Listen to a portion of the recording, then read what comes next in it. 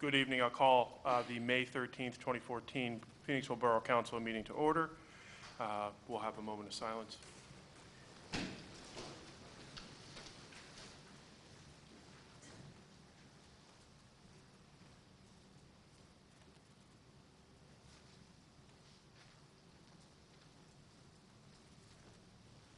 Pledge allegiance to the flag of the United States of America and to the republic for which it stands, one nation, under God, indivisible, with liberty and justice for all. Mr. Crack, roll call. Mr. Bowers. Present. Mr. Dalton. Present. Ms. Dugan. Here. Mr. Richter. Present. Mr. Kuznar. Present. Ms. Mayo. Here. Mr. Perednik. Here. Mr. Kowalewski. Present. Mr. Mayor. Semper Fidelis. Manager, Solicitor, Chief are here. You have a quorum. Thank you very much, Mr. Crack. Item 3 on the agenda, consider approval of the April 8th, 2014 minutes. What is council's pleasure? Make a motion to approve the April 8th council minutes. Thank you. Motion by Mr. Bowers, second by Mr. Perednik on the motion.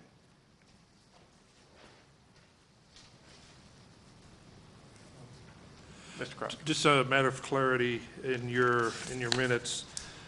We did fix there was a, I think it was on the third page, there was Ms. Dugan had Mr. and somebody else had Miss. We fixed that before they got here tonight, so apologize for that. Thank you, Mr. Crack. Anything else on the motion? Seeing none, all those in favor? Aye. Opposed? Motion carries 8-0. Moving on to item 4, presentations. I'd like to call Christopher Herr from Maley, the borough's auditor, for his presentation tonight.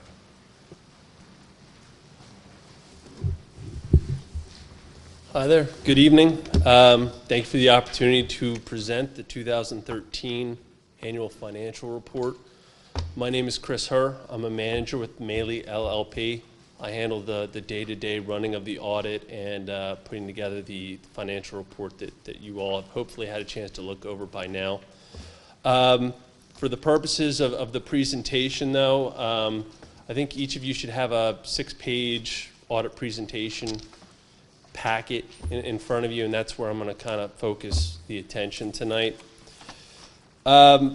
Second page there is just an agenda, the main bullet points I'm going to cover.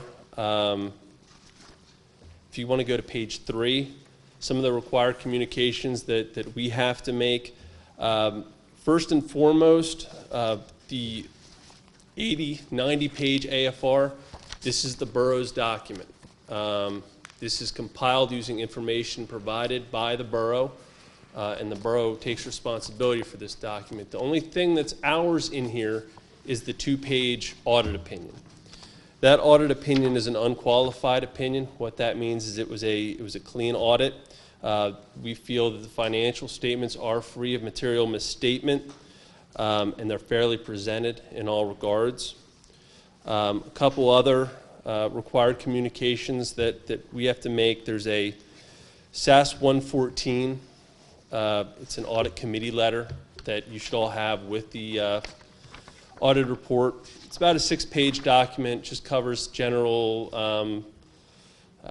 information. The most important parts there were no disagreements with management in preparing the financial statement or conducting our audit. There was no imposed limitations on the scope of our audit. Overall, Steve Neese, the finance team here, Gene, everybody I went to for information, questions, documents, anything, it was very quickly provided to me. It was complete, and there was nothing withheld from us. Prospectively, one thing I did want to bring to the board's attention, there are going to be some very significant change to the financial statement next year, 2014, and the year after, 2015. They are GASB 67. GASB stands for Governmental Accounting Standards Board. They create all the regulations that govern the preparation of the financial statement. In 2014, there's going to be a considerable amount of additional information regarding the pensions. A lot of schedules and analysis that will start Prospectively, with just 1 year, we'll be building that up over the next decade to 10-year schedules showing the performance of your pension plans. That's just disclosure. The next year, 2015, will be GASB 68. This is the one that has a lot of people cringing. You guys are in good shape, and I'll explain why. GASB 68 is going to say that any unfunded portion of your pension plans has to be recorded as a liability on your government-wide statements. You are one of the very few municipalities that I work with who are completely funded. So you will have no liability at this point. You would have no liability to record on your books. Back in 2008, when the economy kind of went on downhill, to put it gently, there were certain passes that were given. You could smooth asset values, you could take averages, because what happened was the asset value of the pensions went down so far, became so largely unfunded. In order to get them funded again, there would be huge increases in the payment that would need to be made. A lot of boroughs, townships were given a break on that until, well, you can use your average asset value, which would result in a lower payment needing to be made. Because of the financial position of the borough, that wasn't done here. So there were no shortcuts, there was no kicking the can down the road, so to speak. The borough continued to make the maximum contribution to those pension plans. So now you're fully funded, and 2 years down the road, while you'll still have to deal with a lot of the additional disclosures, you're not going to have to deal with recording that liability. The next page, just really briefly wanted to go over some of our audit scope and timing issues. The trial balances and all supporting account analysis was received by us in a timely manner. We conducted our audit the first week of March, and everything was ready for us. I think we started on Monday, we were out by a Friday. Everything was very well organized and ready for us. We do perform some limited review of the internal control systems here, how cash disbursements, cash receipts and deposits, the payroll process, credit card purchases. We do review all those processes just to make sure that they're working as intended. We didn't find any issues there. Everything seems to be working just fine. Policies and procedures are being followed. Cash and investments, just wanted to mention, first of all, we do review and audit all cash and investment balances. Act 72 collateralization, the one thing we wanted to mention there is in footnote C of the financial statement, there's a couple paragraphs there. One of them outlines there's about $15 million of cash and investment balances the borough has as of 12/31/2013. It can get a little confusing because you'll then see where it says $500,000 of that is insured by the FDIC. Usually the question I get is, well, is the rest of our money at risk? Is the other $14.5 million at risk? That's not an issue here. All the investments and cash of the borough fall under Act 72. What Act 72 requires is that all banks have collateral maintained for any governmental deposits. So even though you're not insured under FDIC, your deposits are safe under Act 72 and are collateralized by the banks. Capital assets, we do vouch all the material additions. This was a big year, obviously, for capital additions with the new Borough Hall. There was about $10 million of additions during the year, about 5.2 for Borough Hall, another 2.5 million for streetscape projects, and another 2 million in sewer and water additions. And we do test a very significant portion of those additions. We also recalculate and review the estimates of depreciation on those assets. This past year was about $635,000 of depreciation.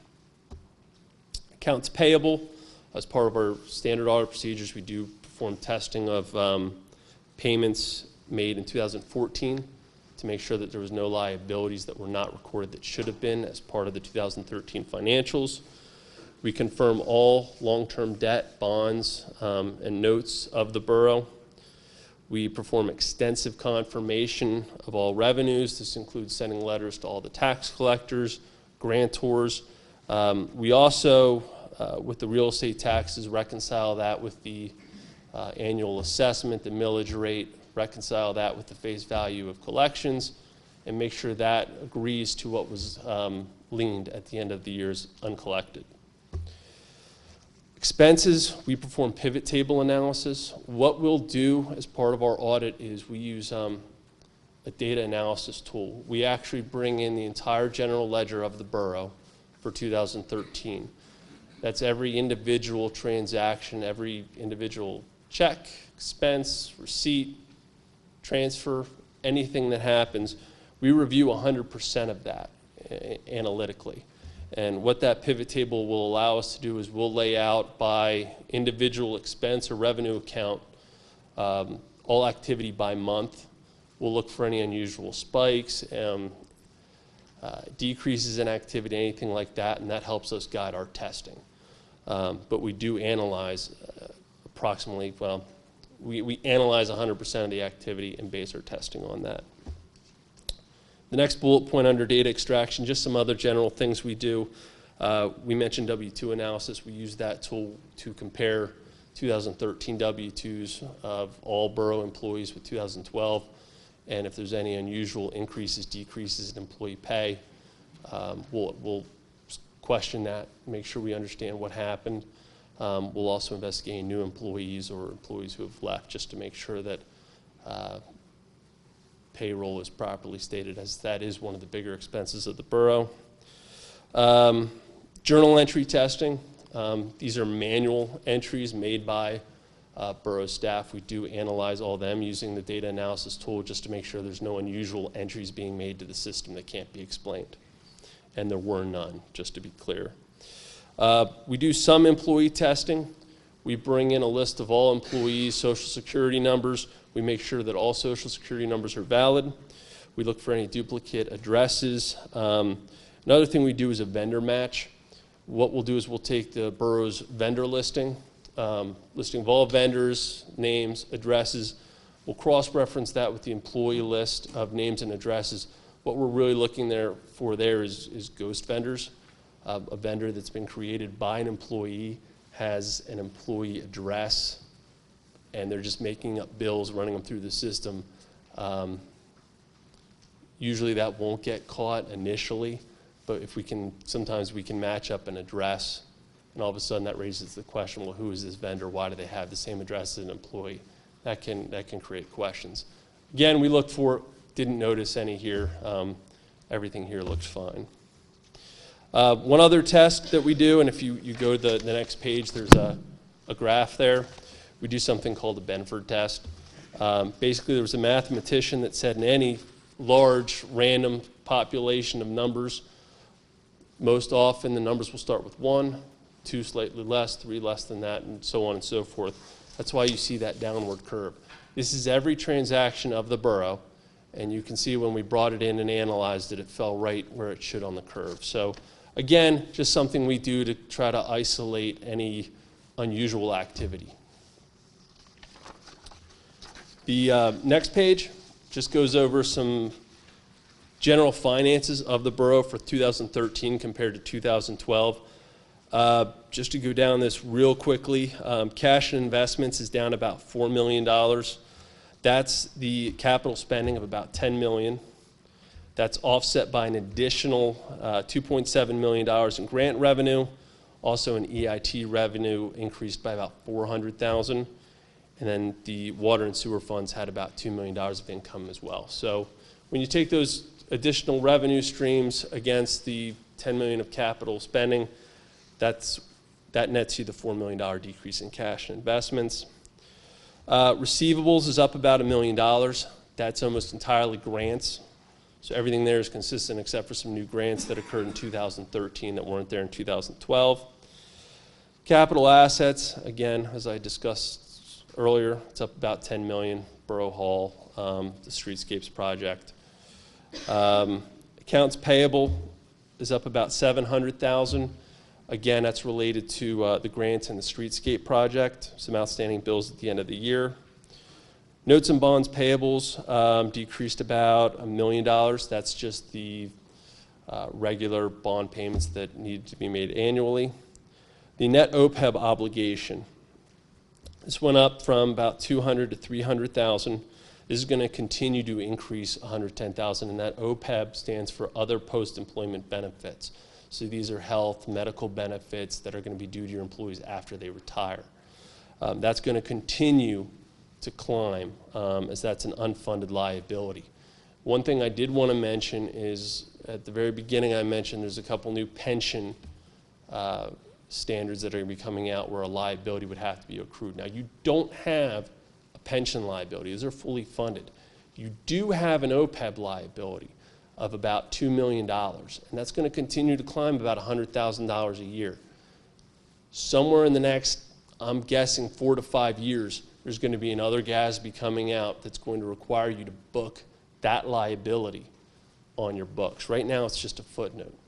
It's just something to keep in mind. I know some municipalities are starting to put money aside into an irrevocable trust to fund those OPEB obligations going forward.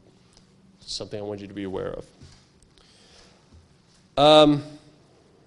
Down in statement of activities, letter B there, a few of the big changes in activity.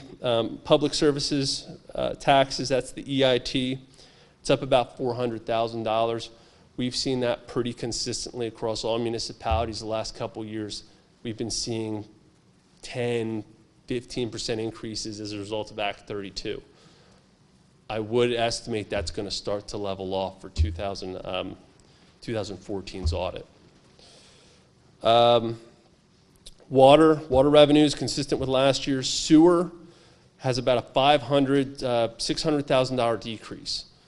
That has nothing to do with the individual bills that go out.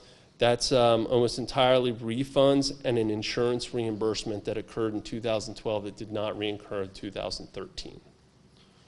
If you take that out, that revenue is also, the regular billing is right on with last year. Public safety expense increased about $300,000. That really only works out to about a 6% increase, and when you figure in increasing salaries and benefit costs, that's a pretty good percentage increase there. Public works, we actually have a little typo there, and I apologize for that. Last year's expense was it was about $2.7 million. This year's $2.8 million. So again, when you figure in salaries, benefit increases, that's pretty reasonable as well. Interest, you'll see a big drop there, about $360,000. That's due to, sorry, that sun just went right in my eyes.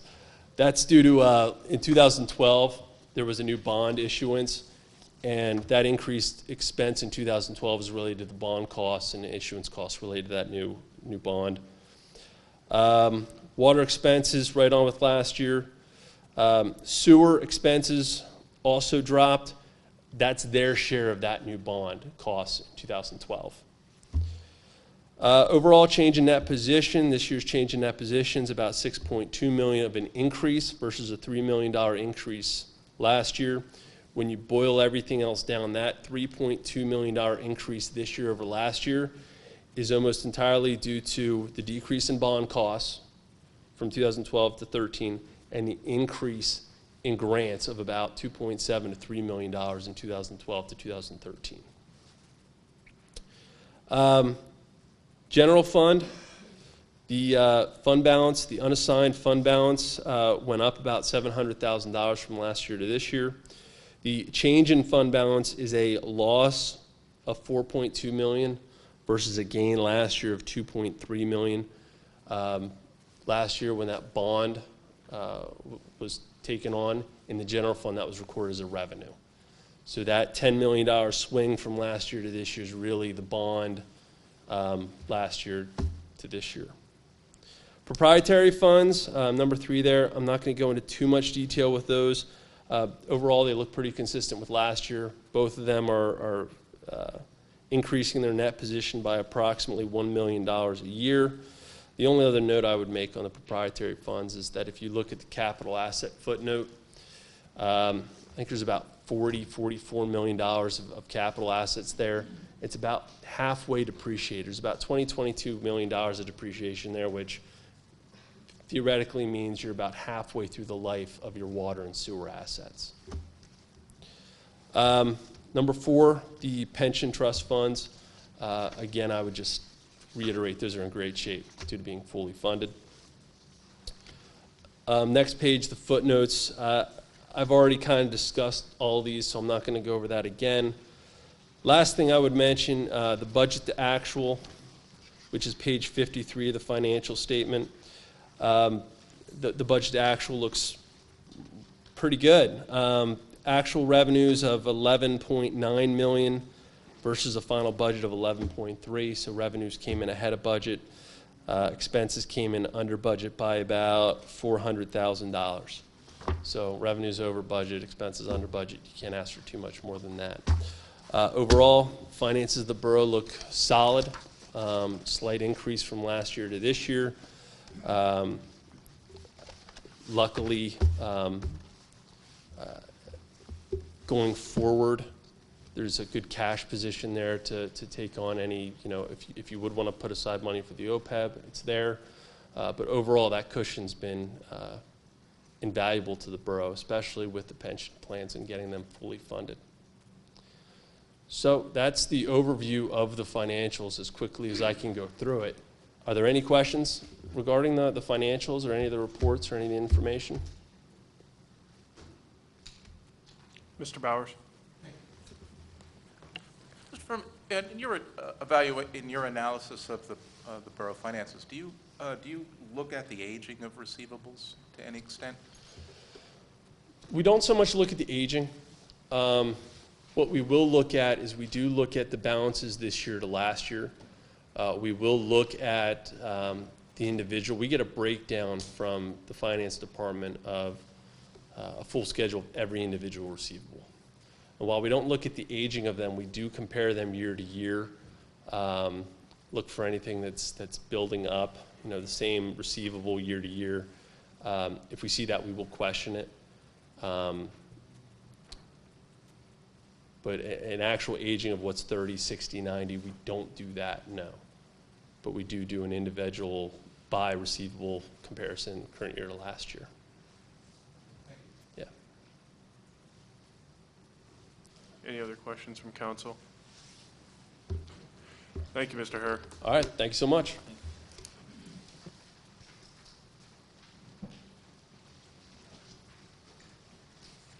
Moving on to item 5, public participation. I'll open up the first round of public participation and invite any of the public that would like to come up to participate.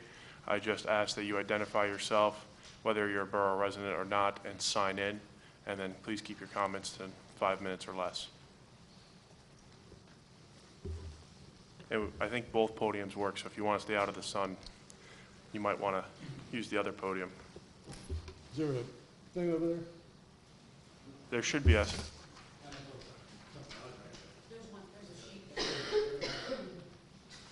Okay.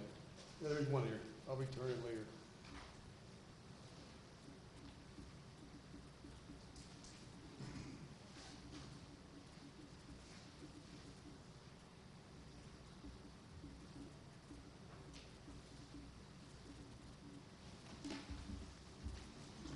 Thank you. Borough President, Mayor, council people, other assembled dignitaries. I'm watching the, I believe it was the last Borough Council meeting, and I have someone said that we have not collected, we have receivables, and they didn't give the ages of them, of $1 million for the water. I did some quick math. I don't know how old they are and all that, but average property in this town, I would say, is around $1,000 a year. So if it's $1 million, and you have 1,000 residences not paying their sewer and water for a year, that's 1,000 residences in my math. And the second thing that really, first of all, with that, I think we should have a written report on why this amount of money was allowed to grow to this extreme. I just don't think it's very good business practice in my mind, especially since I have to pay a couple water bills, and I paid them. So why is this happening? And I think, A, we have to know why it happened. 2, who allowed it to happen. 3, what procedures are you going to place in your policies and procedures so we don't have this happen again? I think I don't know how I'm supposed to get a copy, but I want a copy of that. I want to see what's going on. You know, I just think I'm paying taxes, I deserve it. The next thing that kind of really rocked me was, my understanding is that our inexpensive solicitor, he has a firm connected with his firm who is going to collect that money. My opinion is that's a conflict of interest. I don't think that when you have a solicitor, he should have no association with any other firm that's hired by the borough, especially in light of the way it was done. I have certain reservations about how it was done. But I just think that we need to look at this and get it straightened out. Number one, I'd like to see that report on why we fall so far behind $1 million. I assume that's water and sewer, not just water, I'm hoping. Because if it's $1 million in water, it's probably another $500,000 in sewer. But again, that wasn't presented at the last meeting, so I don't know. You have me at a disadvantage on that. But I want to see some kind of report on why this happened. And 2, I'd like to be assured that we don't have a conflict of interest. And the other point is, why don't we have somebody in the borough collecting this money as a paid employee, or a current employee who would share that duty? I'm sure I don't see how you can't do that. I mean, that to me, because these agencies charge a lot of money. And I just don't think it's in taxpayers' interest to have that done. So again, I think if we have a company who's associated with their solicitor, what if there's a dispute between the borough and that company? We have a solicitor advising us. I hope we can all take this under consideration and have it straightened out. Thank you, gentlemen and ladies. Thank you.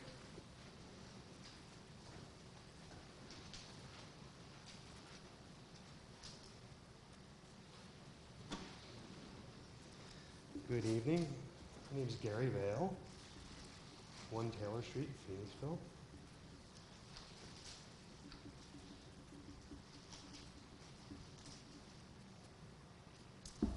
I'm upset. I'm upset about Fillmore Village in particular and their repeated violations of the noise ordinance. I've had some conversation with Mr. Crack and Mr. Bowers, who have been extraordinarily helpful. Let me start out by saying that.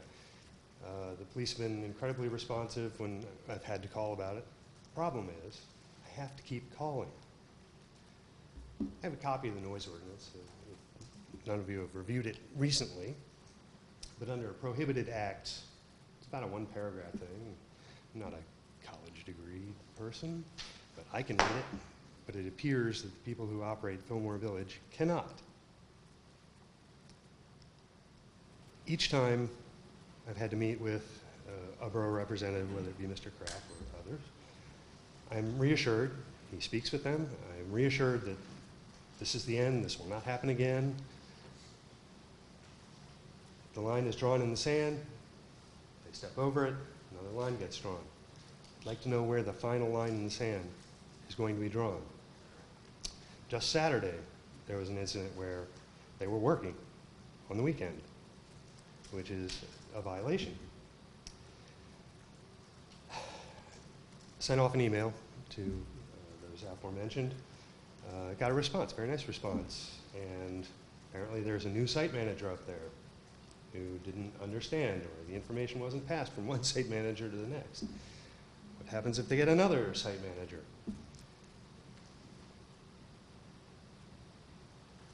It's a burden on any resident who has to go through the process of reporting a violation.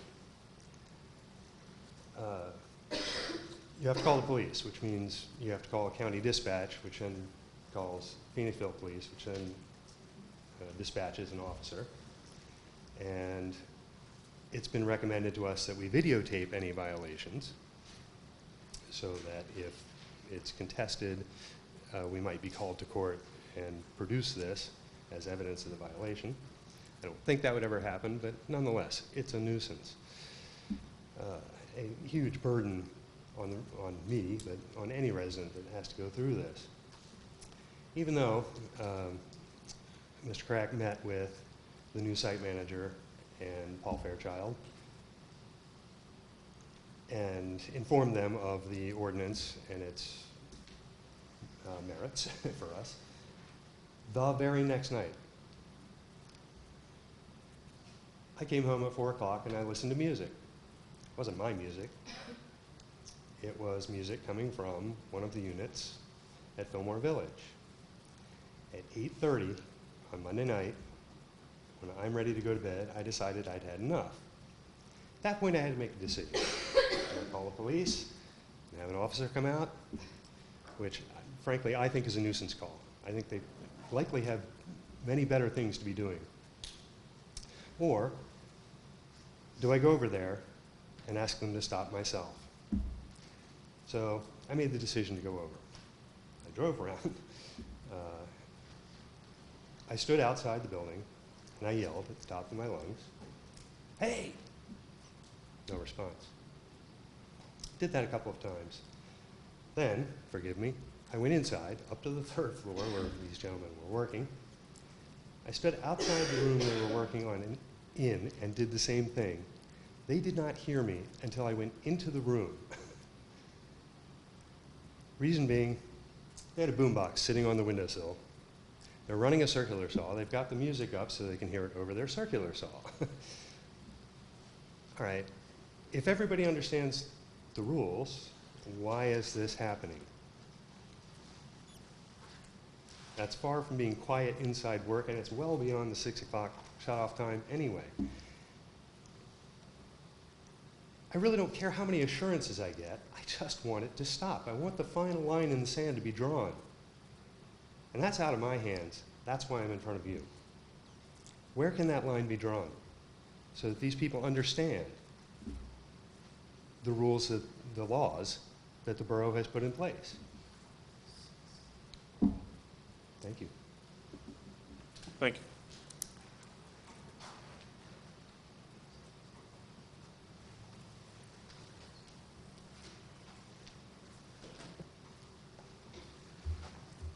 Good evening. My name is Tish Jones, a past council person, and I also live here in Phoenixville. I also have a business at the Franklin Commons called A Healthy Change for Us. We have a very big parking lot, and I'm concerned that sometimes when I leave that parking lot in the back, I have a chance of having an accident because I can't really see what's coming from the left. And also I often look to the right, but I can't see what's going to come from the right. So I'm wondering if there's a chance that we need a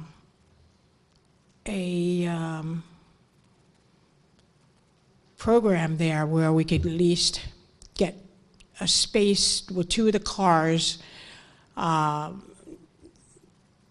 not parked right close to the entrance or the exit of the parking lot. So I was thinking that a traffic study might be of interest to be done. Would like to know, is there anything that we could possibly do for that? My biggest concern is not just for me as far as accidents go, but I am concerned that there is more of a chance that we will have an accident because people park right to the very end of where the exit is on both sides, and it makes it very hard for you to be able to see what's happening on the left or to the right. So I just wanted to mention that. Thank you.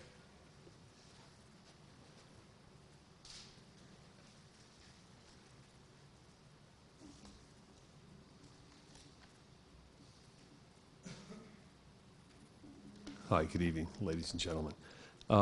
Just one thing on Fillmore Street there. I see they did patch up some of the roadway where the holes were crater-like. David Sanick. I thought you just said wanted to know whether he's a borough resident or not. Okay, sorry. Anyway, I'm wondering, there's a bunch more holes there. If they could extend a little bit further up the hill, coming from Fillmore Village up, there's a lot of more deterioration. At least you don't have to jump into the westbound lane now from the east. That's what cars were doing because that hole was so big. But there's still a lot of deterioration of the road, which needs to be, shored up a little bit or something. So I think it's still a safety issue there. And along the whole street, really, where some areas just need to be filled in a little bit, whatever they use to fill them in with. I'm not a road builder, so. All right, thank you. Thank you.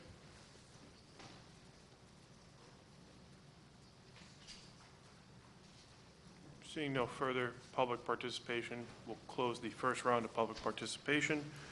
Moving on to appointments, public resolutions.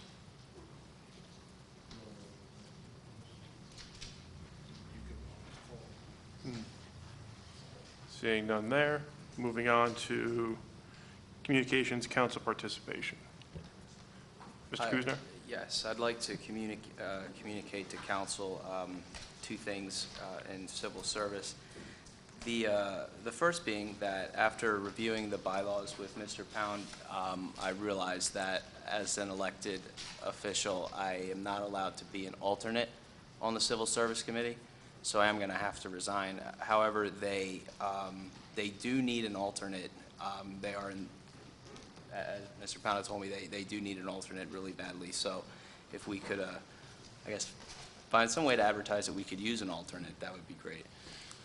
Mr. Crack is whispering in my ear that we do have an application in for the civil service, so I think we can address that maybe at the next meeting. That's terrific, okay.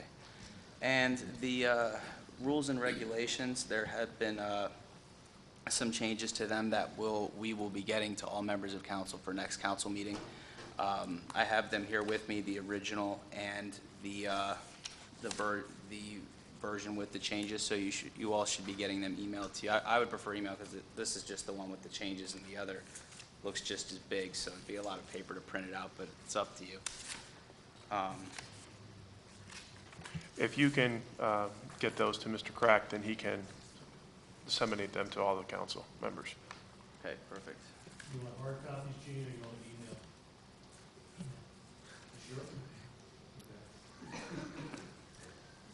Thank you, Mr. Kuznar. Anything else, or is? Yeah, I just wanted to outline some of the changes that I had seen, but I guess you all will be getting them in your email anyway, so I didn't want to take up a lot of time with that. It was basically, one would be experienced, the definition of an experienced police officer when hiring an experienced police officer versus an inexperienced police officer, but all that stuff will be outlined in the documents that you receive. Basically, what we had to do was bring, Come up to the podium, please, and identify yourself so that we have it on the record. I'm sorry. Kevin Pound, Chairman of the Civil Service Commission. Basically, what we had to do was bring the Borough Civil Service Code up to meet the new Pennsylvania Borough Codes. And so we hired an independent law firm to put that together for us. We have their recommendations. We held a special meeting last night. We adopted those changes. They just need to be approved by council. Thank you. I think discussion on this would be best be served until all council gets an opportunity to review that. Absolutely, yeah. Okay. Thank you, Mr. Kuznar. Anybody else? Mr. Richter. I was just wondering if we were going to provide any answers to, are we fining Fillmore Village right now, and is there any connection between the solicitor and any company we're looking at for collections? I'll defer to Gene on the first one. The second one, I believe that there is a related firm that responded to the bids. I don't know where they stand as far as the bid bid review, and I know that council will be in the next month getting those responses and probably making a decision in the June to have the bid awarded. Gene will give an update with regard to the RFP process during his report. Oh, and Mr. Kowalski, I just want to know for public edification, Mr. Kowalski and Mr. Crack, as well as putting on the floor, I did send them an email letting them know that this firm where we partner with numerous municipalities, collect delinquent fees, just to let them know that this was coming, and that if they had any legal question related to the RFQ per se, to perhaps talk to your former solicitor just to see if there were any questions or anything like that. So I just wanted to be above board with everybody. Yes. On the Fillmore item? Microphone, please. On On the- the Fillmore item, Gene, do we have any update on that? Fillmore Village or Fillmore Street? Fillmore The Village. Fillmore Village question from the public about, are we finding them when these things happen, or what is the process? We have gone through the process of making some citations when we can identify who to cite. The dilemma that we have is who to cite. Because the people that are there, you cite them, you're not going anywhere. So we're working through that process between Ryan Holmes and the developer. What happened on Saturday was very frustrating, and unfortunately I had to make a decision and allowed the work to continue because at the time there were so many things that had gone into place, and I had written Mr. and Mrs. Vale apologizing to them on that. I then had a meeting with the site manager. There was a new site manager. Laid out all of the ground rules, identified that soft work is permissible because it's not making any noise. I didn't think that I had to bring up boom boxes in that discussion, but obviously tomorrow I will. We are going to continue to push as hard as we can, and this isn't any threat by any measure, but it can take sometimes an amazing amount of time to get the next set of permits.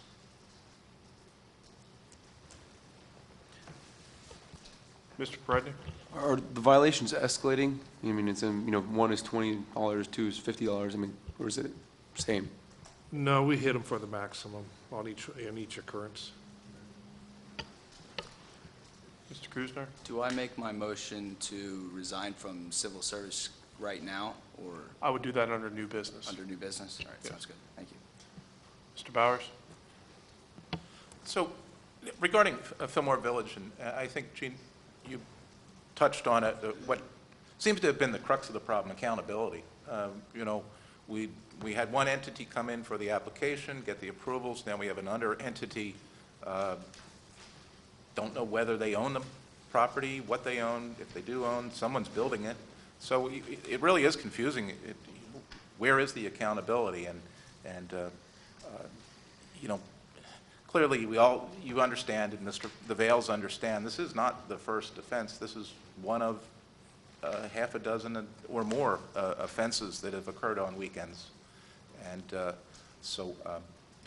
certainly hope that we do get extremely firm with the parties that are developing Fillmore Village. We enjoy the development. We're going to enjoy the benefits that it brings to the community in terms of tax revenue, EIT revenue, but it's not a license to violate the permits that we've issued to the developers. They need to follow the guidance and the rules that we've laid down for them. So thank you. Ms. Mayo?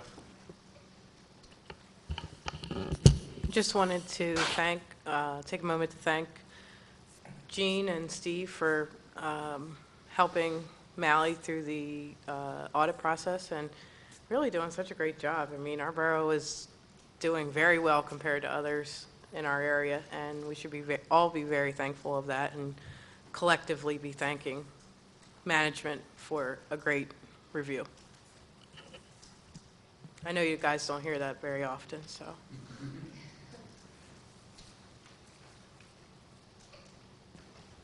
Anyone else? Mr. Bowers? good. Thank you. There's an awful lot going on up at that end of town, Franklin and Fillmore.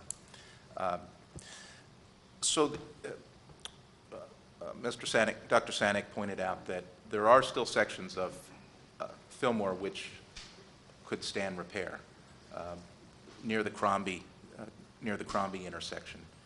In addition to the cut that's been made for the Renaissance Academy entrance, seems to have taken out the portions of the shoulder, and that is in need of repair as well. Is that a borough responsibility to repair that section, or again, can we move that responsibility to the developer to repair and correct the damage that's been done to the road? We, Mr. Watson and I had a meeting, I alerted the developer, and then I had a meeting, and Mr. Watson and I had a meeting with the contractor, and they've agreed to come in. We thought it was going to get done today, actually, to come in and from the exit of Fillmore Village up to where the entrance to Renaissance is. I think, if I recall exactly how they're going to do it, they're going to cut that about 4 foot from the shoulder towards the center line of the road, and then come in and put a good solid base in. We're not requiring them to put in the top coat, because we know that we're going to come back at a point down the road after all this is done and do that anyway. But if we get a good base in there and bring it up to the level of the existing top, you'll have a smooth ride, and then we'll come back next year or the year after and put in a solid top. We should be fine, but they agreed to do that.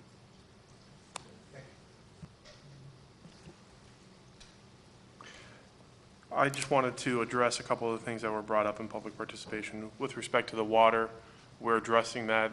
Council, I think, as a whole, recognizes that that's an issue now that we need to address, the delinquency.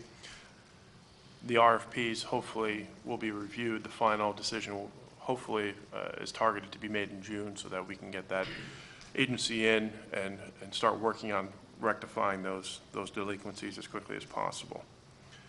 Fillmore Village we addressed. Franklin Commons, I think that's a recommendation maybe to Mr. Dalton, your policy committee, for, I think we might need a formal application for something like that from a member of the public, but we can look at it as a potential issue in the policy committee. It might be as simple as, I mean, we have line of sight issues. I can work with the chief first and see what we've actually got there. And then, without having to go through the entire study process, if it's a triangulation-related issue, we should be able to work our way through that, but I'll work with the chief on that. Thank you. And then with the road, Dr. Sanek's comments, there's a lot, unfortunately, it's been a tough winter, and there's a lot of roads that are, that need some patching work. And I know that Brian Watson and his crew are out there trying to do as best as possible within the confines of the dollars that we have available for that. So we understand that there's, the roads out there need to be improved, and we'll get to them. We will get to them. Anything else from council? Mr. Richter? Just to echo that, I had a conversation with State Representative Kampf today. 113 just across from the Gay Street Bridge is in some disrepair there, and he did have a conversation with PennDOT today, so hopefully that'll be taken care of soon. Great, thank you. All right, seeing no further council participation, we'll move on to new business. We have Mr. Kuznar, who's expressed his desire to resign immediately, effective immediately from civil service. I suggest that you don't make that motion to accept that resignation. I would look to some other, Mr. President. I'd like to make the motion to accept Michael Kuznar's resignation from the Civil Service Committee. Thank you. Motion by Mr. Prednick, second by Mr. Dalton. Any discussion on it? It seems pretty mandatory, given what we heard tonight. So, seeing no discussion, all those in favor? Aye. Aye. Opposed? Motion carries 8-0. Any other new business? Seeing none, move on to resolutions. I don't think we have any at this time. Not at this time. Public hearings, item 10A. What is council's pleasure? I'll make a motion to open the public hearing for HARB ordinance, for removing HARB ordinance from Chapter 27 zoning and adopting it as a new Chapter 12 Historical and Architecture Review Board in the Borough Code. Second. Motion to open the public hearing by Mr. Richter, second by Mr. Prednick. Any discussion on that motion? Seeing none, all those in favor? Aye. Opposed? All right, so public hearing is open, and I'll ask Mr. Kilkenny, the solicitor, to take it from here. Thank you very much, Mr. Kovaleski. Just for some simple housekeeping, I would like Thanks a lot. I would like to put some exhibits in, marked as B1, a copy of the advertising of this public hearing dated April 28, 2014, in the Pottstown Mercury, which is a newspaper general circulation here for Phoenixville.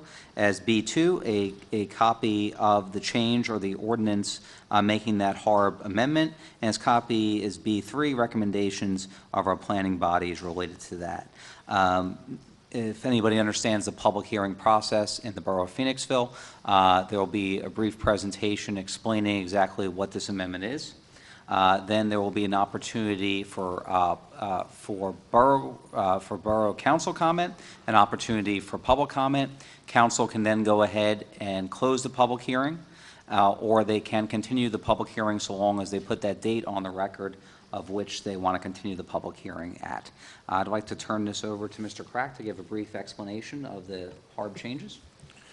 Sure, and there really are no changes to the actual document itself. What this is a replacing of the code from Chapter 27, where it was in the old ordinance. If you recall, in December, we passed a new zoning ordinance. It took a lot of the variables out of zoning and put them in their proper place. This is one of those, and it will be a new Chapter 12 that is basically what was in Chapter 27 will now be in Chapter 12 as a standalone. It's far easier to comply, far easier to make changes there than it is to go through the entire zoning process. This is a good move. Thank you, Mr. Cracker. I'll open it up for public participation at this time. If we have any members of the public that wish to speak on this issue, I invite them to come to the podium, identify themselves, and whether they're a resident. Seeing none, I'll close the public participation and open it up to council participation. Is there any council participation on this? Seeing none, then I'll look for a motion to close the public hearing.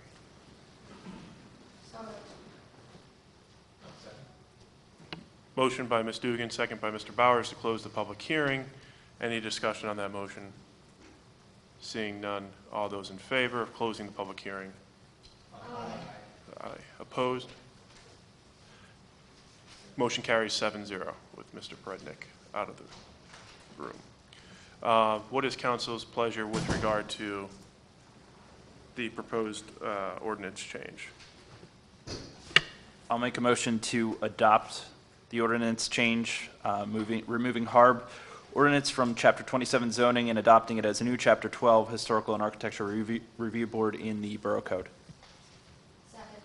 Motion by Mr. Richter, second by Ms. Dugan to adopt the proposed ordinance change. On that motion, seeing no discussion, all those in favor?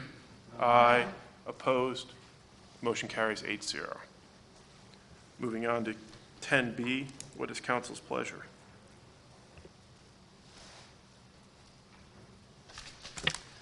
Go ahead. I'll make a motion to open the public hearing regarding ordinance to amend, ordinance amendment to Chapter 15, Motor Vehicles and Traffic. Thank you, Mr. Bowers.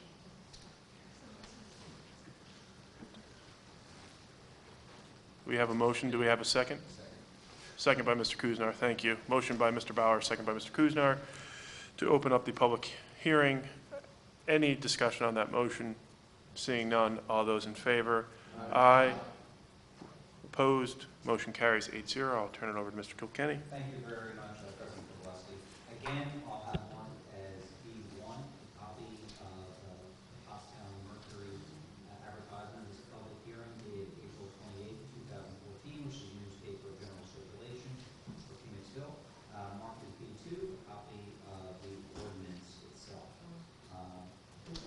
Sorry, I keep messing up. Copy B2, copy of the ordinance itself. Again, the process is the same as the previous public hearing. There'll be an opportunity for a brief explanation from our manager, then an opportunity for public comment, and then an opportunity for council comment. Then council can go ahead and close the public hearing or continue it to a date they put on the record. Thank you, Mr. Kilkenny. Mr. Crack?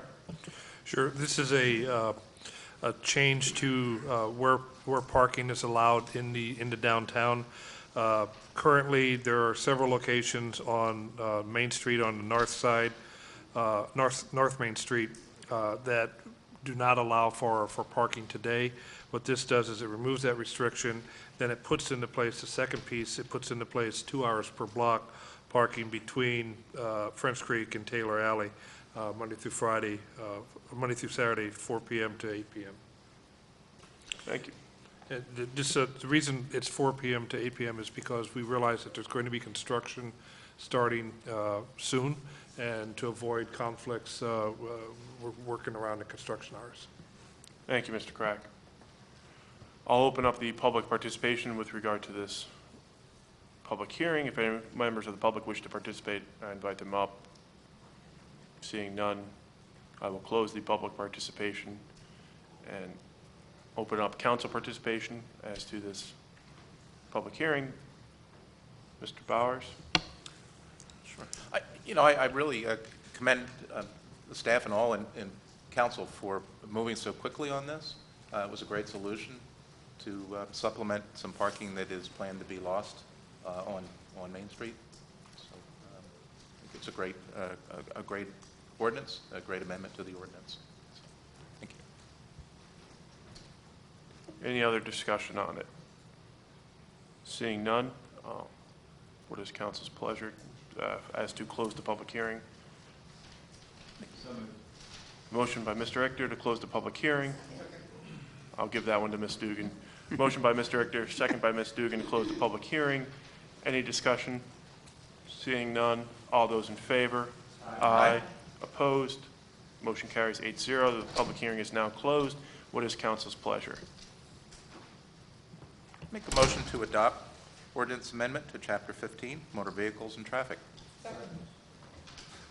I think that was mismailed by a nose, and just by a nose. So motion by Mr. Bowers, second by Ms. Mayo to adopt the ordinance change.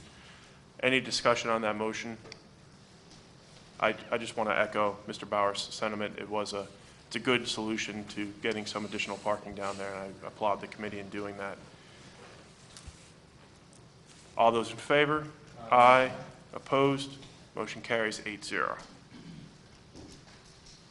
Moving on to item 11A, reports of committees, boards, and commissions. Planning Commission.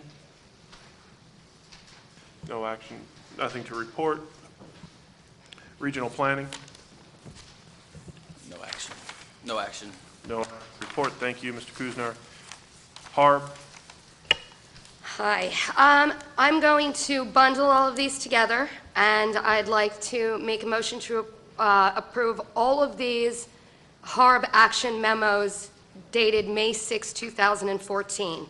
Approval of the sign request at 14 Gay Street, the sign request at 150 Bridge Street, the sign request for 164 Bridge Street, the sign request for 305 Bridge Street, the renovation repair addition request for 25 Mill Street, and the new construction request for 31 South Main Street, and the approval of addition request for 31 Bridge Street. Thank you, Ms. Dugan. Second. Motion by Ms. Dugan, second by Mr. Kuznar to approve items C1 through C7. On the motion, Mr. Bowers? Just a question. The Mill Street renovation and repair and addition, is that represented in the documents that we have on our, no, it's not represented in one of the prints that we have on our desk? What you have on your desk, I believe, is 31 Bridge Street.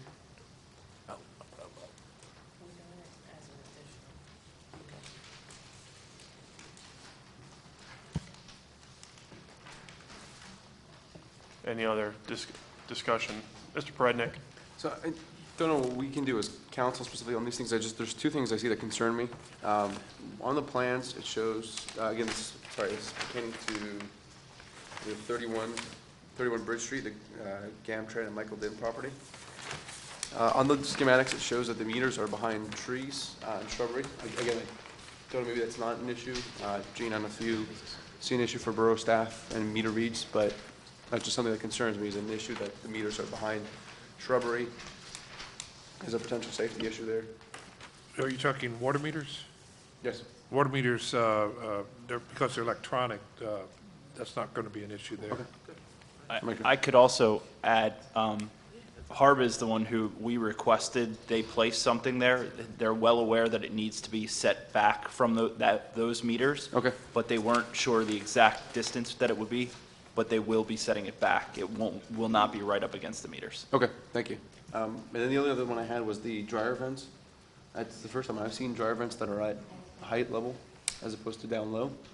Again, from the Harb meeting, did it come up at all? Is this a safety concern as far as the dryer vents being at a high level? Ms. Minutia? Sorry. So again, for the same property, there's the dryer vents, I believe, on the other side. Yeah, same property, 31 Bridge. There's the dryer vents that are up high. Is there any concern, or was there any discussion at Harb regarding the dryer vents being at height level and potentially being a safety issue of blowing hot air down at somebody? They aren't planning on changing any of the existing, and that is part of the existing. Okay, thank you. Thank you, Mr. Rickner and Mr. Prednick. Any other discussions on this? I just invite those council members that have their mics open to not have them open, just because I think we can only have so many open at one time. Any other discussion? Seeing none. All those in favor? Aye. Opposed? Motion carries 8-0. Police and Personnel Committee? No action. Mr. Mayor, do you have something? Yes, Mr. President. Police and personnel did have an opportunity to discuss the Radar Coalition, I believe, which is the State House Senate Bill 1340 and the House Bill 1272. These resolutions are a change in the motor vehicle code to allow municipal police to use the same equipment as state police in enforcing the maximum speed laws for motor vehicles. I believe a resolution was in our packets, and if council could take action on this tonight. With regard to the resolutions in the packet, because the committee itself did not have a quorum, and so it couldn't vote on that. So it's in the packet, should council want to bring it up from the floor. I have no problem, as it's just a resolution. I don't mean to say just a resolution, but, I mean, I have no problem with it here, but obviously it's up to council. I'm just saying, as chair of police and personnel, I have no problem making a motion now to. Is that a motion? Yeah, I'll make a motion. Okay. I'll second it. Thank you. Motion by Mr. Kuznar, second by Ms. Dugan to adopt the proposed resolution in support of Senate Bill 1340 and House Bill 1272, enabling all municipal police to use the same motor vehicle speed timing equipment as the Pennsylvania State Police. Mr. Kowaleski, just because this was not on the agenda, you have to allow for public comment on this resolution. Okay. I will open up public comment related to this resolution and invite. Okay. Seeing none, we'll close that.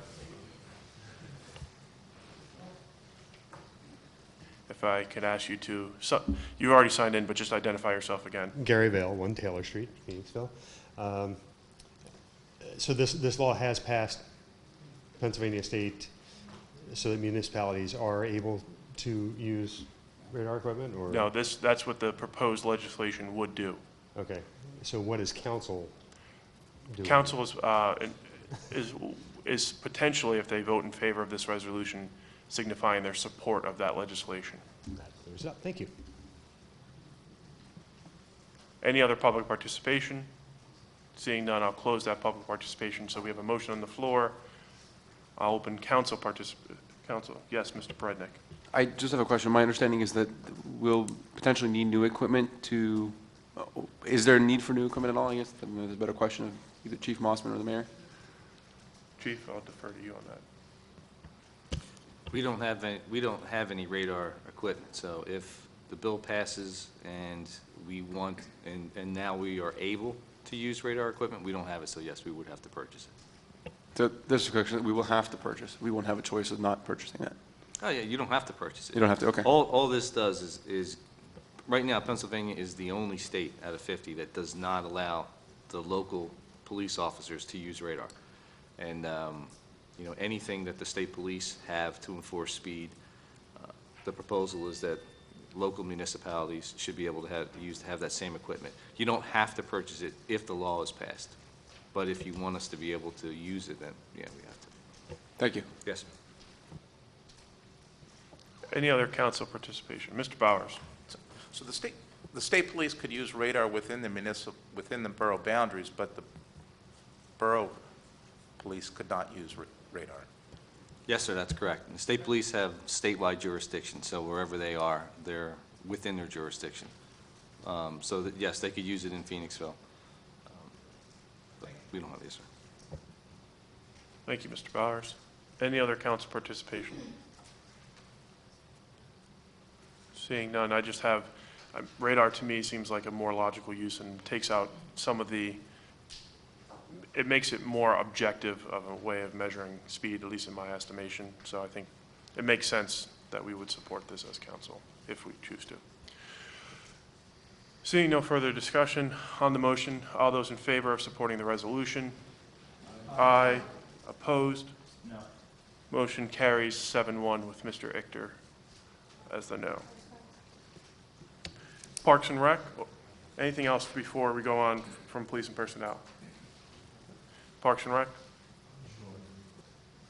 I did not see this additional one on everyone's desk. Pepperoncini Phoenixville's annual pork rib cook-off. There's an additional temporary, so just in case. I'm gonna do that one separately since that was not included in the original packet. So I'd like to go ahead and make a motion to approve the Art in the Park and Family Night Out temporary events.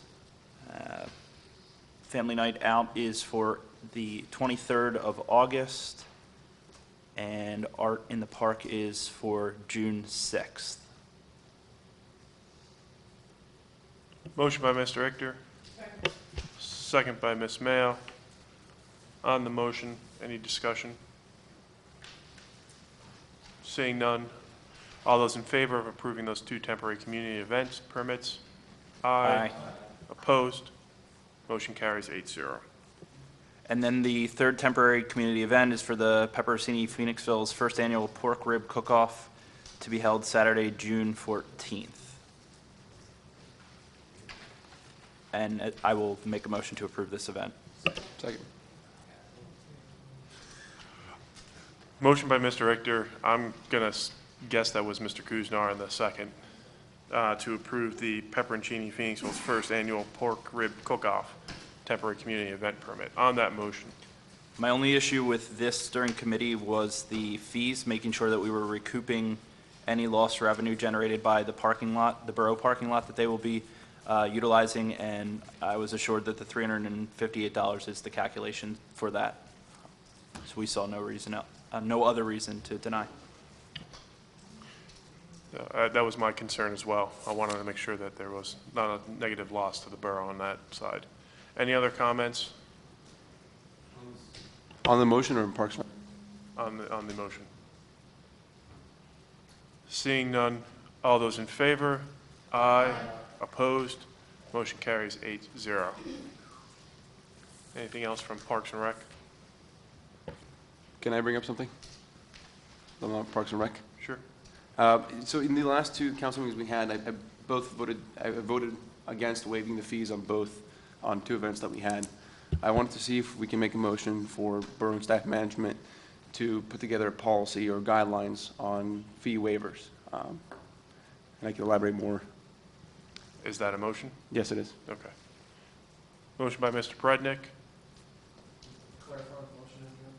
to Okay. invite staff to make a policy as to waiver of fees for temporary community event permits. That's what I got out of that. It is, and if I can clarify, I would like it to be subjective, rather than not being subjective, be more objective, so that when fees come in front of us in the future, or fee waiver requests, they're subject to equal guidelines, and each event has the same guidelines that they have to follow. You meet these guidelines, you get the fee waived. You don't meet the guidelines, you don't get the fee waived. Just, by definition, these temporary... Hold the discussion. We don't have a motion yet. We don't have a second yet. We have a motion. Motion by Mr. Prednick, second by Mr. Dalton. Well, by definition, in these temporary community events are kind of like not objective things because they change, like they're, you know, it's people having their own events sometimes, and I think, and sometimes they're for charity. I kind of feel like if we set down like I understand you want one because, you know, I do too, but I feel like a lot of these are, it just kind of like you have to take it as it comes and you have to make the decision from there. I only disagree because after doing quite a bit of research, I found quite a bit of municipalities around the country that actually have guidelines in place, and they range from very simple things like, are you a charity? Yes, okay, you get the fee waived, to very complicated 20-page and 25-page guidelines and questions. So I think we can find a middle ground, or you know, one way or another, that would at least be make everybody happy, and like I said, won't be something that's too overbearing, but at least provide some sort of guidelines. Ms. Mayo? I think it's 3 or 4 years I've been here on council. And over that time, we've had very few waiver requests. And quite frankly, I mean, we all wear big pants here. We can make good decisions when the time comes when people ask us for waivers. I don't think we have to have another borough policy. I mean, I respect the idea, but I just don't think it's something else we need to belabor staff with. Mr. Kuzner? Could I just get a clarification on the average fee, what it is, like the amount?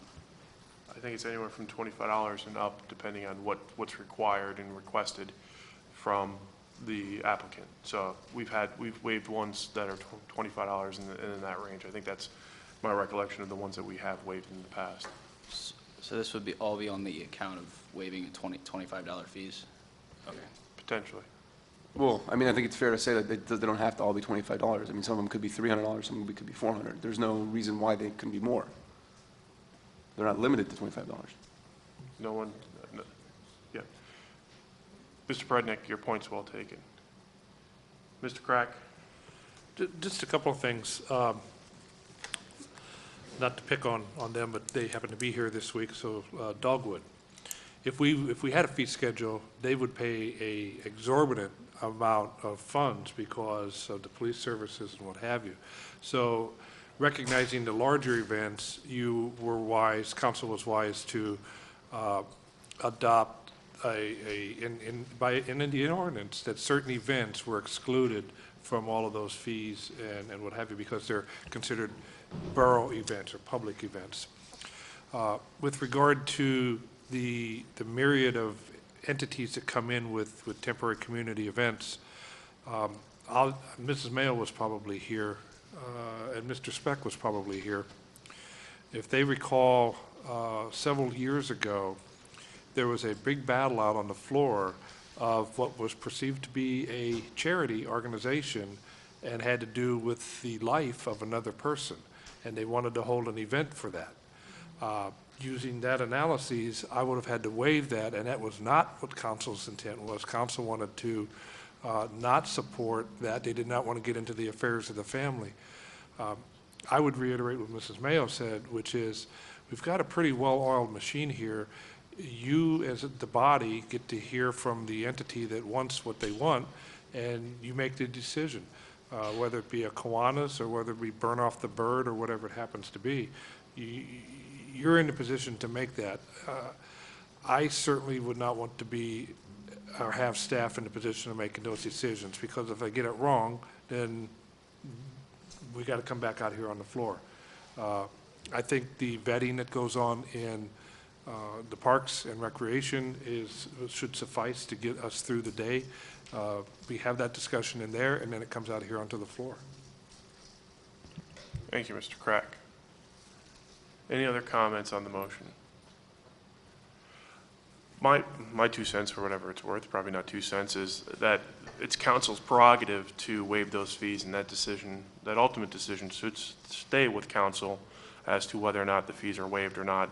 And it should, my opinion, it should be done on a case-by-case basis. I mean, it goes back to the Supreme Court case where you may not have a definition of a certain subject, but you know it when you see it, sort of situation, so that you know when you see it, and you know it when a fee should be waived or not be waived. So that's what I got.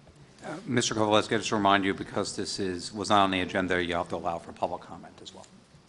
I'll open up public participation with regard to this issue alone. Seeing no public participation, we'll close that public participation. Any further discussion on the motion? Just for clarification, the motion would be to instruct staff, I guess with policy committee's assistance at some point, to come up with a procedure for waiver of fees. Mr. Brednick? So I made the motion. Basically, after discussion, I think it's maybe not ready yet. Maybe we need to think about it a little more. And it sounds like there's no real clear direction here, so I will withdraw the motion. Okay. Is the second? Oh, that's okay. Moving on. Finance Committee. All right, here we go. Gotta love these long ones. I'm going to bundle 1 through 5 to start off with. So I'd like to make a motion to approve the 2014 prepaids dated 3/9/2014 to 4/5/2014 in the amount of $1,079.75. Let me try that again. $1,079,075.50 to approve the 2014 prepaids ACH dated 3/31/2014 in the amount of $2,760.21. The budget increase request 2014-008 in the amount of $3,750 from fund balance to human resources for increased advertising costs. The budget increase request 2014-009 in the amount of $1,500 from capital fund balance to police field equipment to replace the laptop used in the field by inspectors. And the budget increase request 2014-010 in the amount of $19,600 from capital fund balance to police field equipment to purchase 2 sets of commercial truck scales. I'll second that motion. Motion by Ms. Dugan, second by Mr. Bowers. On the motion. Seeing no discussion. All those in favor? Aye. Opposed? Motion, was that an opposed or is that? That was a okay. Motion carries 8-0. Okay, and another one, I only bounced this out because it's a really big number. I'd like to make a motion to approve the budget increase request 2014-011 in the amount of $300,000 from fund balance toward the 2014 road paving project. Second that motion. Motion by Ms. Dugan, second by Mr. Bowers. On the motion. Seeing none. This is money so that we can repair some of the roads in the borough that where our budget from liquid fuels got eaten up due to the snow removal costs from the past winter. Ms. Mayo? Will this be temporary or permanent fixes? These are permanent fixes. Any other discussion? Seeing none, all those in favor? Aye.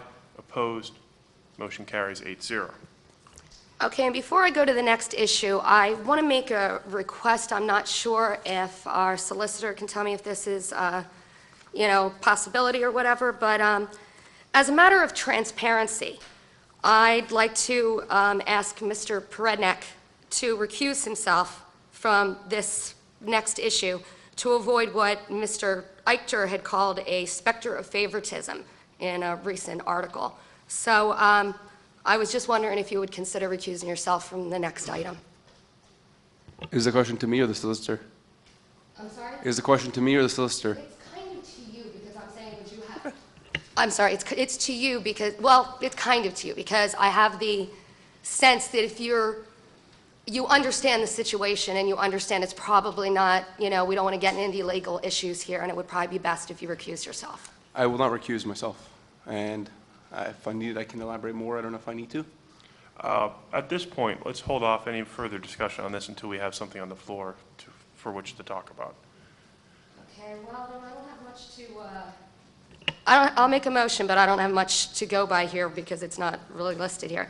We have 2 utility customers that have produced plans for a payment arrangement like you would do for PICO or something like that if you were behind. And I'd like to make a motion to approve the 2 plans that we came up with for them. Motion by Ms. Dugan, second by Ms. Mayo. I'll ask Mr. Crack maybe for some clarification as to what properties these, the account numbers. The first one is account number 13300.01, and it is extending, I believe it looks like 18 months for utility bills, breaking it out into payments for a bill that is $13,067.90, with the first payment being $1,500, second payment being $500, and then $490 through 3/31/2016, and final payment of $287.90 on April 30th, 2016. They're actually, there's 3 different payments instead of, there's not 2, there's 3 actually. The second is account numbers 1327.01, 1344.01, and 1775.01 for a total of $56,189.91. First payment being $6,000 on May 20th, 2014. Every month thereafter, $2,000 payments through June 30th, 2016. Final payment of $189.91 on July 31st, 2016. And then the last is account number 224.01. That is an account that's not in the borough, but in the municipality that we serve. The total amount is $4,016.05. First payment is, there has been 2 payments made already, actually. One for $200, and then one for $990, and then 3 payments in June, July timeframe of $954 each. Thank you, Mr. Crack. On the motion.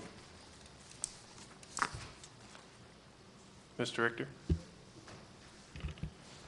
I just want to be clear on the account 13300.01, 226 Bridge Street. This is a business operating on Bridge Street, Franco Restaurante.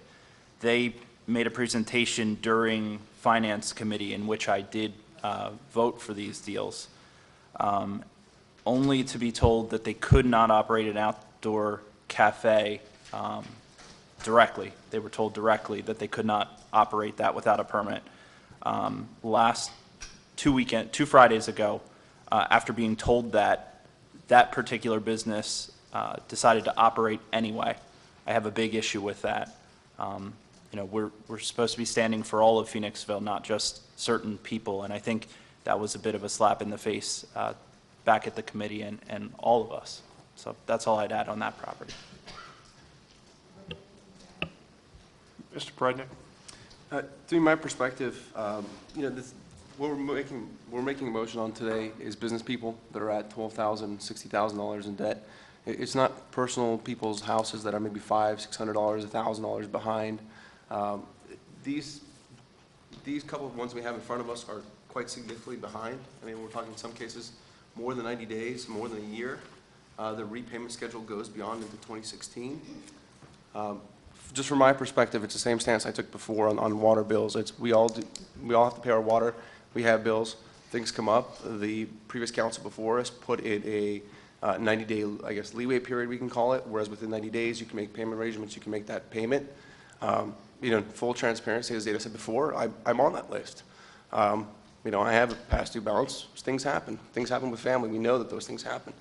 But a personal issue is different than a business issue where you're at $12,000 and $60,000 behold. It's not the same thing as a person in their house that's behind by $600 because they had some family things go on or medical emergencies happen. Those things happen. We know that. And I thank previous council for putting that in place. But the ones in front of us, again, they're $13,000 and $56,000 behind. Mr. Francesco and Gail Brazetti that own Franco's, I mean, they're making it's a pizzeria business off of water. I mean, in order to make pizza, you require water. They're making profit off the water. Our staff works tremendously hard at Borough Hall, or sorry, not Borough Hall, at the water treatment facility, which I went and visited. They pour their lives into that water. With that water, companies like Franco are making profits off that. And we're allowing them to take that water and not pay for it. You have other ones that we have on here that $56,000 between 4 properties. And in some cases, I heard in finance that the water bill's not going to get paid until they sell the property. And then even though they sell the property, what guarantee is that as a borough, we're going to get that paid back? I mean, to me, there's a clear difference here between personal people that have issues and try to make payment arrangements and come clean on their balance and try to get to zero balance versus somebody that carries that balance for a year and over a year and makes payment arrangements. Again, that's just my feeling. Thank you for your time. Ms. Mayo. Ms. Dugan. Okay, here's the deal here. What we have been working with are a lot of different businesses that have problems, and yes, they are businesses, but they're also individuals too, dealing with these problems. And they are running into the same problems just on a larger scale. And they're making an arrangement, like you would at Pico or something like that, to get their stuff, in order. They put a big amount of money, or a bigger amount of money, up front. That's money that we were not necessarily going to collect if we don't have these deals, and we immediately have that. So it lowers the balance immediately, so that's money that if we say no, we don't get these payments. And we made specific arrangements here that if it goes beyond 30 days, we get to cancel the whole thing, and it goes straight to the collections thing, which we were planning on doing. We're waiting for the details of that to start up. So there is no difference between saying let's say we want to send you to collections right away, or we send them to collections later, and maybe we made a little extra money off of it to begin with. There's no reason that we would be completely not sympathetic to people in situations that they may run into, and it makes us less business friendly as a community if people run into problems. Now, they should not have gotten in this problem to begin with, and I completely agree with that. That is a big mistake, but really, frankly, that's not the problem we're dealing with. We don't care how they got in the problem. It's how are they going to get out of it. And we don't even know what's going to happen with collections yet, and whether it's going to be, 20%. When I worked at a bank years ago, the collections department, like the collections company we employed, took 20% of everything they took. Well, if we have a payment arrangement for them, we get 100% of everything we get. And if they mess up for 1 month, they go straight to collections anyway. There is no downside here. And I'd just like to... Mr. Brednick, Ms. Mayo is next. Thank you. Well, from a person who has had to previously make payment arrangements in her life, thank God I'm not in that position anymore, I do kind of feel for these people. I know that it's very large accounts, but think of it this way. One of these accounts has $56,000. If we send it to a collection agency, that is $11,000 if it's 20% that they are going to take out of our money that we get. $11,000 is 20% of... Mr. Richter, you're out of order. Ms. Mayo's got the floor right now. That's the typical, from what I understand, that's the typical rate for a collection agency, what they take. I'd rather keep that $11,000 in this building right here. And aside from that, I think that there is more than one council person that should be recusing themselves from this conversation. However, I digress. I'm going to be supporting this. I want to keep this money in-house. I think if we extend this hand to them, I do feel that they will stay on track with this and get current again. And if we don't do this, it's going to look worse than we need to. Thank you. Mr. Prednick. So I'd like to ask Mr. Neese, if you don't mind coming up for a second, I just have a question for you, please.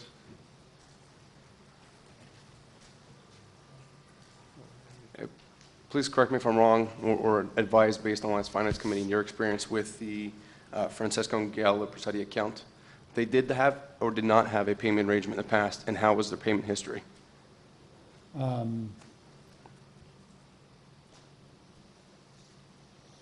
Sorry, I'm trying to remember whether or not they did have one.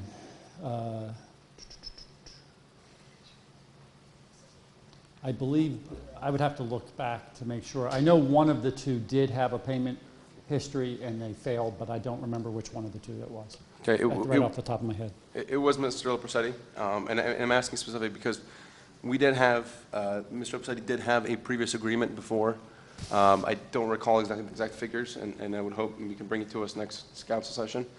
But they did have a previous agreement in place, and they as well lapsed on their agreement. So if you already have an agreement in place with somebody, they've lapsed on it, why are we extending it again? That's, thank you. As far as distinguishing between residents and businesses, this is the first time I've heard this become an issue. I didn't know that we were distinguishing between businesses and residents before. So why it's an issue now, I mean, I don't know, this whole thing's kind of frustrating me, just to be honest with you, but why it's an issue now, a resident versus a business, just because certain information came to light, all of a sudden you're gonna separate those two?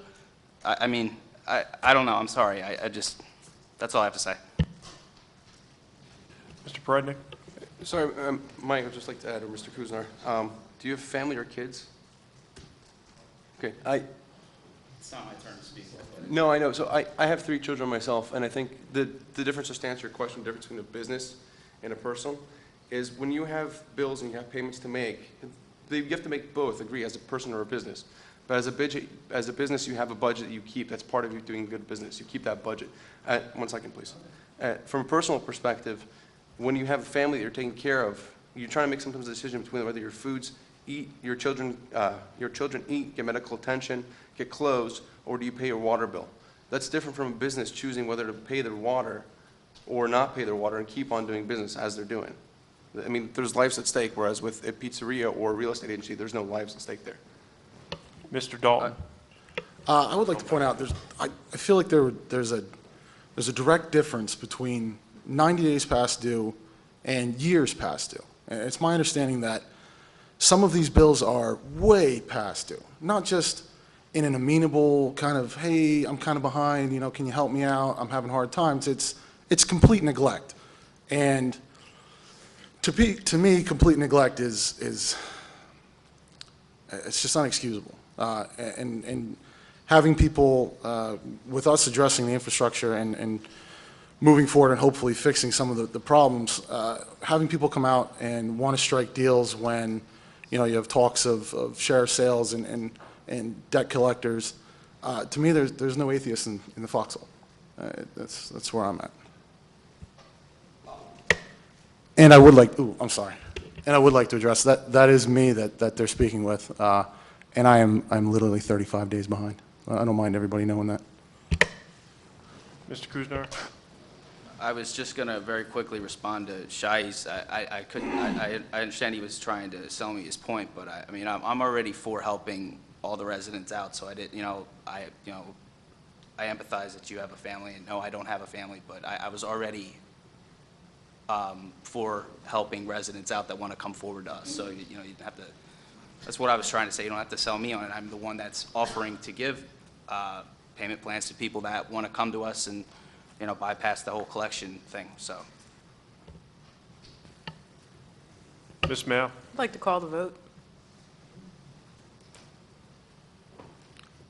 There's no discussion on the call of vote.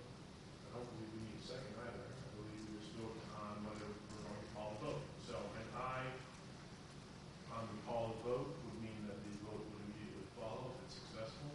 If you vote no, that means you're saying you'd like discussion to continue.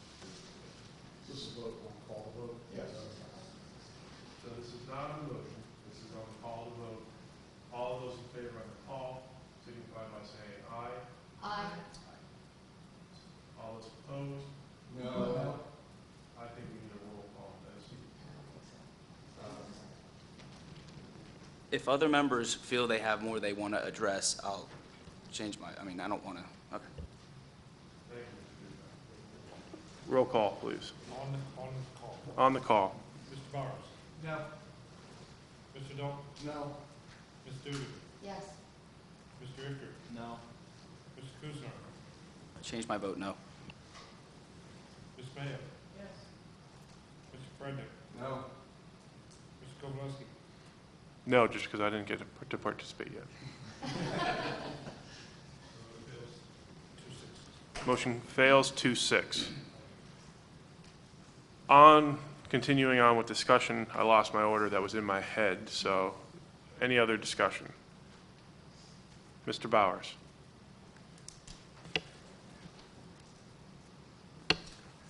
So as I look at the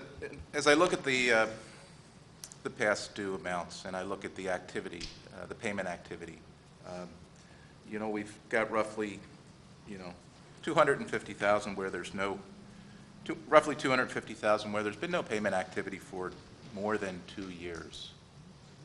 We have roughly 387,000 where there's been no payment activity for a year.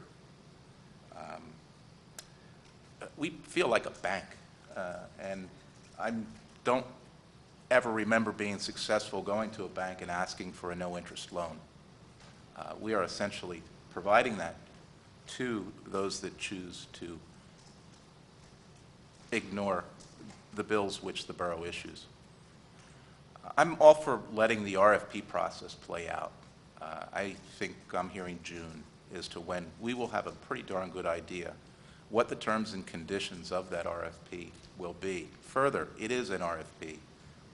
We are in a position to select firms and challenge them to make their best and final offer. I want this process to play out through the RFP, at which time I think I could make a much more informed decision as to how to proceed with those that are significantly in arrears. Thank you. Thank you, Mr. Bowers. Ms. Dugan? See, I think the thing that we're missing here is, first of all, the collection won't start for a while. So we don't get any of this money that we're proposed to get, and I would like to have the money right now. And another part of this is, if they fail to follow through with their agreement, whatever their payment arrangements are, if they fail to follow through with it, they immediately go to collections. I don't understand why we don't at least try to assist the people that are actually coming to us and asking for their, for us to help them, or that they wanted to work with us and they want to get things caught up. I have no idea why we wouldn't even at least try to get this process started, and if it doesn't, straight to collections. No, we do. They're allowed 90 Mr. days. Prednick, you don't have the floor. Mr. Richter? Thank you, Mr. President. I was just going to add that I'm kind of disappointed that it's come down to some personal attacks on the floor tonight on this item. All 8 of us are here for the better good of the community, and I'd really like that part to shine. Win or lose, either side that you're on, I wish we could lift it above the personal attacks. And now that information's out there, and that's good. We're transparent, but if we can get past that and move on to the real business. I was just going to add, I think it's not necessarily always. It's not always about the money, it's about the principle and setting a standard. That's all. Mr. Prednick? I apologize. Thank you very much. So just my perspective is, again, is just setting standards, as Jeremy said before. Chris, thank you for equated that much better than I could. It's just setting standard and making sure that we're not here as deal brokers in the future. We make these deals, what's to say that we're going to make the deals in the future? We don't want to be in that deal-making business. That's not what council's here for. Mr. Neese, did you have some additional information for clarification? I just wanted to make a couple clarifying comments so that if you vote, that I don't end up having a question what to do after you're done. First of all, on the first one, on account number 13300, there actually have been 2 payments that were made, both on 5/6 and 5/9. I just wanted to clarify that. I didn't write those as being paid, but they have been paid. The second thing that I wanted to clarify On account 224.01, which is the very last one, that there's been payments, the reason why that was broken out, it was originally presented as one agreement in finance. What we determined was that the one is the individual's personal property that he's living in, the other three are businesses. And so they're broken out. So if you make, whatever you decide, I just need to know, I'm assuming that I can still sign the one because it falls within the 90 days, but I didn't want to do that without having council be aware, since it came out of finance as being one agreement. But he came back in and made this as another agreement, not telling me he had done it, but has then since gone ahead and made payments. So I just wanted to be, council to be aware of that. Are there any questions with what I'm saying? I don't want to make confusion, but I just wanted to make sure we understood that this one is his individual house, and he's already started making those payments. I haven't signed it because it was coming before council. And so I just, when you vote, however you do, I don't care. I just need to understand what I can do from that point. Mr. Bowers? Thank you. Try again. I'm not sure I understand why account 224.01 is one of... I'm not sure I understand why account 224.01 is part of this action. It seems to fall within the parameters which staff currently has. I just wanted to be transparent because when I presented this at finance, he had actually put all four accounts together and was asking for one agreement for all four accounts. He came back in and separated this out, and I didn't feel like, because council was having some questions about what they wanted to do, I didn't feel comfortable doing a 90-day agreement now because it was all in discussion on my own on this account because it had been presented all as one.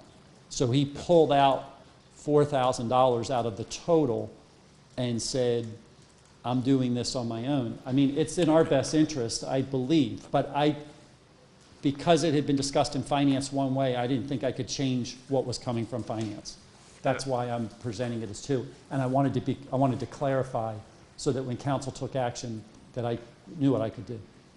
And to Mr. Bauer's point, I believe that under the current parameters, staff has the authority already to enter into those. So unless council wants to take action to prevent that or change those parameters tonight, I don't think any additional action by council is required on that account, that one small account. I would agree. I just wanted to make sure that it was clear. Do we know why that particular person did that?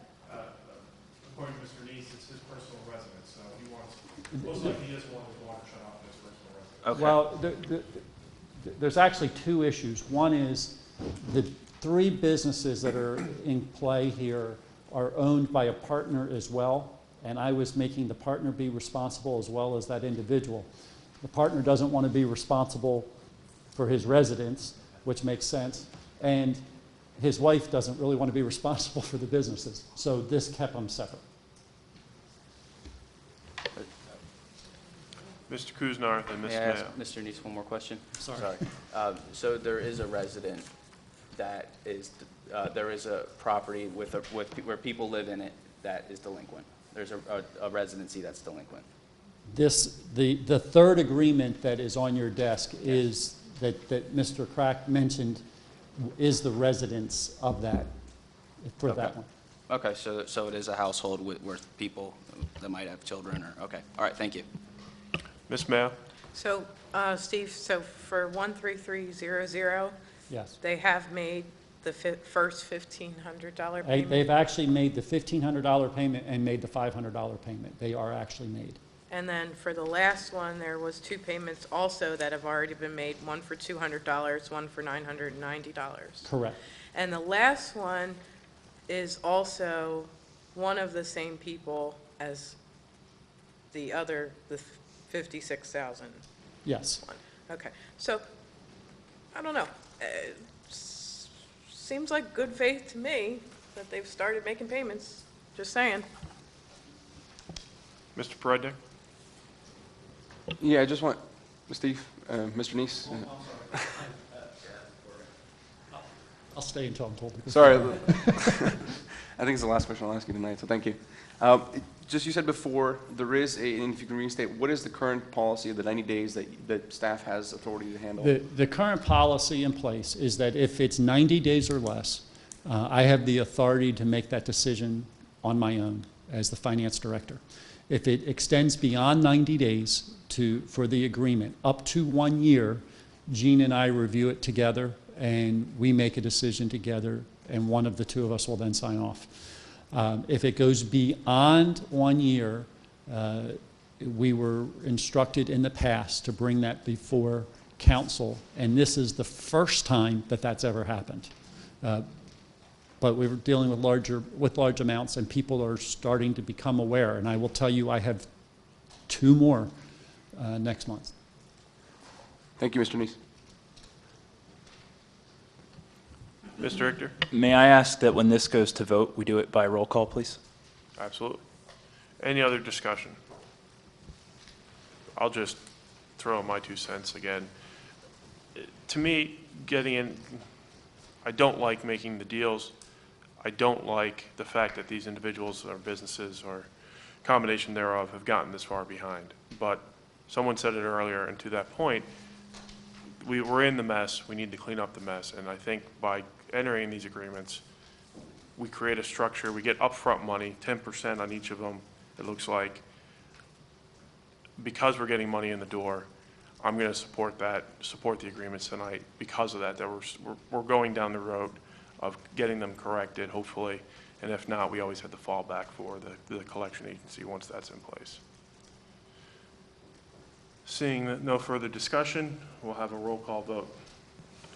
And as a reminder to council, we skip. So the first vote will be Mr. Dalton? No. Ms. Dugan? Yes. Mr. Richter? No. Mr. Kuznar? Yes. Ms. Mayo? Yes. Mr. Perednik? No. Mr. Bowers? No. Mr. Kovaleski? Yes. You have a tie, and the mayor's vote would be? Very good discussion, council. One thing I am very uncomfortable about on one of these plans is that in one paragraph it says neighborhood blight protections and enforcement. As such, the borough will not issue any building permits, parking permits, occupancy permits, and special exceptions or variances from zoning ordinance for any property of which you are an owner during the term of this agreement. Then the next paragraph states, the exception to the above paragraph is as follows. The borough will issue permits required to bring the property at 224 up to code and will turn on the water to that location. Once an occupancy permit has been issued for that location, no additional borough permits will be issued. Parking permits for any of the above properties will only be issued on a monthly basis as long as the agreement is current. To me, that specifically speaks to the point that Councilman Bowers was making about the borough being a bank, and I just don't favor that. I also believe, along the lines Councilman Bowers states, I will be able to make a better informed decision when I see the RFP proposal. So at this time, the mayor will take no action. So that would mean the vote fails due to a tie. All right, then. Anything else from finance?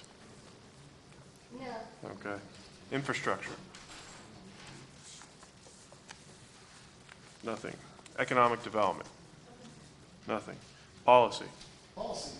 I have 2 things. I would like to make a motion to consider scheduling and advertising a public hearing on June 10th, 2014, to consider an ordinance amendment to Chapter 27 zoning for numerous administrative amendments. The discussion in policy was that it needed it. Second. Motion by Mr. Dalton, second by Mr. Perednik. On the motion, seeing no discussion, all those in favor? Aye. Opposed? I think that's 8-0. Oh, sorry. And then secondly, would like to make a motion to consider approving an update to the health and safety manual as recommended in committee 3-0. Second. Motion by Mr. Dalton, second by Mr. Prednick. On the motion, Mr. Crack, if you can just, for the edification of those watching in here. Sure. It basically updates the two sections of under the law enforcement, additional safe practices for law enforcement. One is typical injuries and illnesses experienced by law enforcement professionals and lists various things. The other is personal protective equipment for law enforcement employees consisting of, and it lists those items that are there as well. And it's just one-page addition. Thank you, Mr. Crack. On the motion, seeing no discussion, all those in favor? Aye. Opposed? Motion carries 8-0. Item 13, public participation. I'll open up a second round of public participation. Actually, I think it's about the fourth or fifth at this point. If you choose to engage in public participation, I just ask that you sign in. If you haven't already done so, identify yourself again and keep your comments to 5 minutes. David Sanic, following up on Fillmore Street. And I only bring this up because of what I just learned tonight when the borough manager mentioned about they're going to overlay Fillmore Street. Apparently they're getting ready to, because I noticed they raised where they tied in the water main that feeds Fillmore Village, that, whatever you call it, the shutoff valve. It looks like they've raised that up about 10 inches. Normally when they're going to repave a street, they'll bring them up an inch or so or something, whatever their elevation's going to be. Are they thinking about, I know they're going to raise 10 inches or so at the bottom of the hill when you go down towards Fillmore Village from my house, if you know where that is, going west. There, because they're low there, they're going to raise, that was in their plan. Are they going to overlay that whole road up 10 inches? That's going to bury me. I mean, I've got a concern about that. And plus it's going to make that road more steep. I mean, you're going to have a shorter run. It's going to make it more steep. You're going to have if they raise it up and then you bring it up down below up, you're going to make that a steeper grade on Fillmore. You just are. I think you are. I'm not an engineer, I'm not a road builder, but just putting it together in my mind's eye, I hope you look at that and see, do you know anything about that? Dr. Sanic, we'll address the questions later in the meeting. Public participation is for the public too. That's a concern because that's going to be the main entranceway in there. And if they're going to raise it up like a foot there, or whatever they're going to raise it up, I don't know. Because I think they changed some elevations like on their parking lot. And they raised that up a good foot. And, you know, I guess I have some concerns there. So I hope you would raise some questions on it as to exactly what's going to be done. All right, thank you. Thank you. Any other public participation? Seeing none, I will close this round of public participation and move on to staff reports and go to the mayor for his report. Thank you, Mr. President. Before I report on the activities of the mayor for the month of April, I'd like to make a few announcements. First of all, I'd like to thank the VFW Post for the beautiful facelift they did for the Vietnam Veterans Memorial in Reeves Park there. Also, on the 22nd annual Kiwanis Patriotic Celebration will be held Friday morning, May 22nd at 9:30.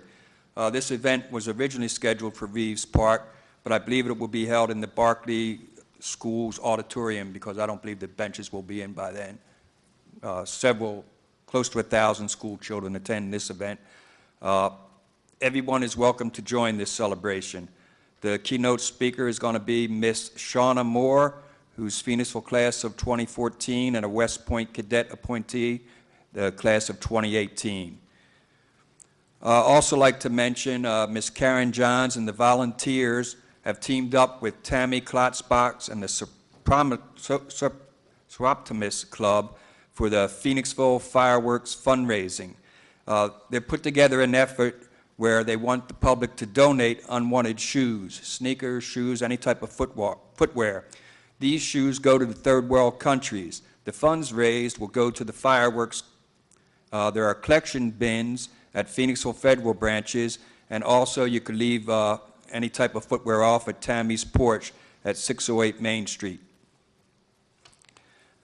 In addition, the Phoenixville Fire Department is offering free smoke detectors. Every year in the United States, 5,000 people are killed in house fires. A working smoke detector cuts your risk of being injured or dying by 50%. If you attend the Dogwood Fair, you could sign up right there with the fire department booth on the corner of 3rd and Main. Again, I'd like to share a letter that was received from the Pennsylvania Commission on Crime and Delinquency addressed to Chief Mossman, and this is concerning the Victims Compensation Assistance Program, known as VCAP. It is committed to helping victims and their families through the emotional and physical aftermath of crime by easing the financial burden imposed upon them. Legislation, the Citizens Crime Victims Act, states in part that the VCAP shall investigate the validity of each claim and examine the police, court, and official records and reports concerning the crime. This mandate was achieved because of your hard work and diligence by quickly answering our request for copies of your police reports. Your department was one of 338 expediting the process of getting much-needed financial assistance to crime victims and their families. Because you and the members of your department are making that extra effort by submitting your police reports in 15 days or less, our work continues to make an enormous difference in their lives.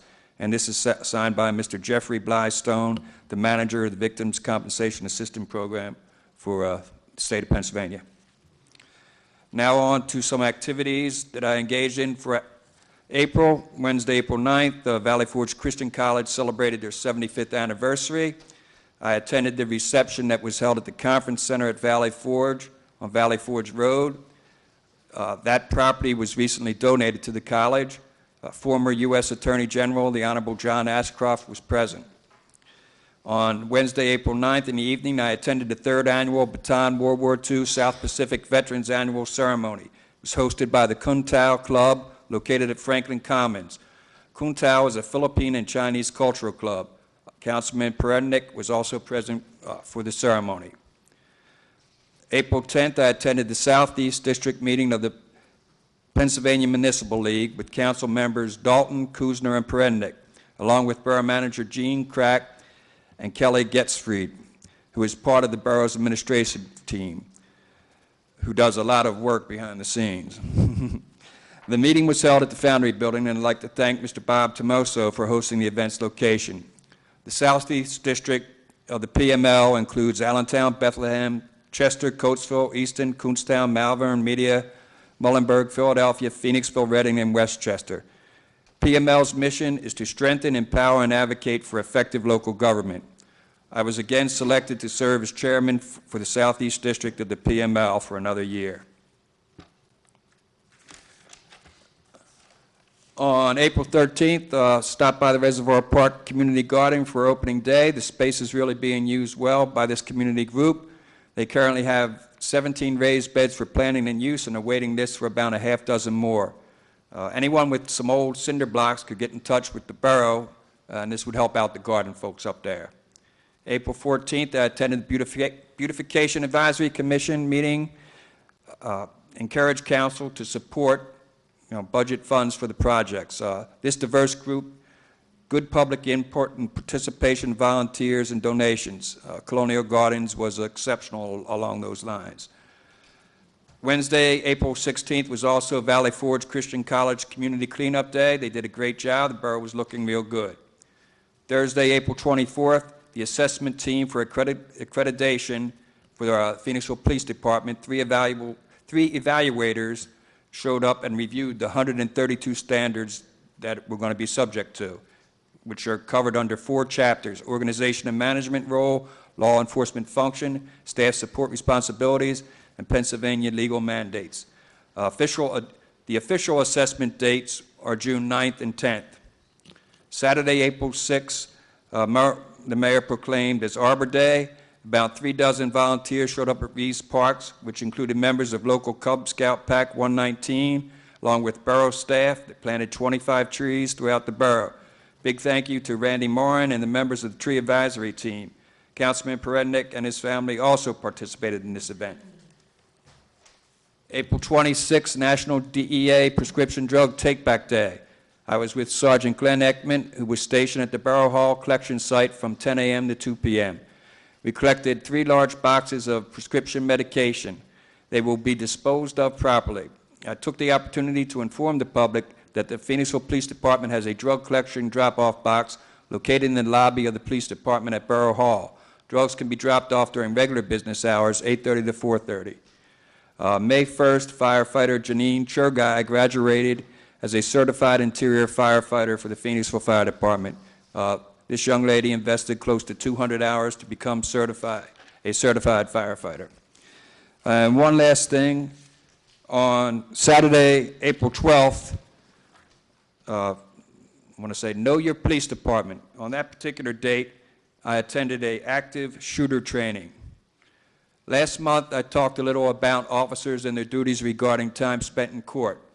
This month, I'd like to talk about a recent training that officers and I attended, which was conducted by our own Lieutenant Sostrom at the high school. The course was an active shooter response training. This is a county-wide initiative supported by the District Attorney's Office and the Chester County Police Chiefs Association. They provided funding for the equipment. Just a little background on the program. The goal was to train all the law enforcement officials in the county.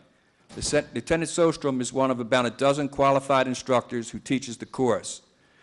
In the morning, classwork covers strategies and tactics, and in the afternoon, a lifelike drill scenario is played out.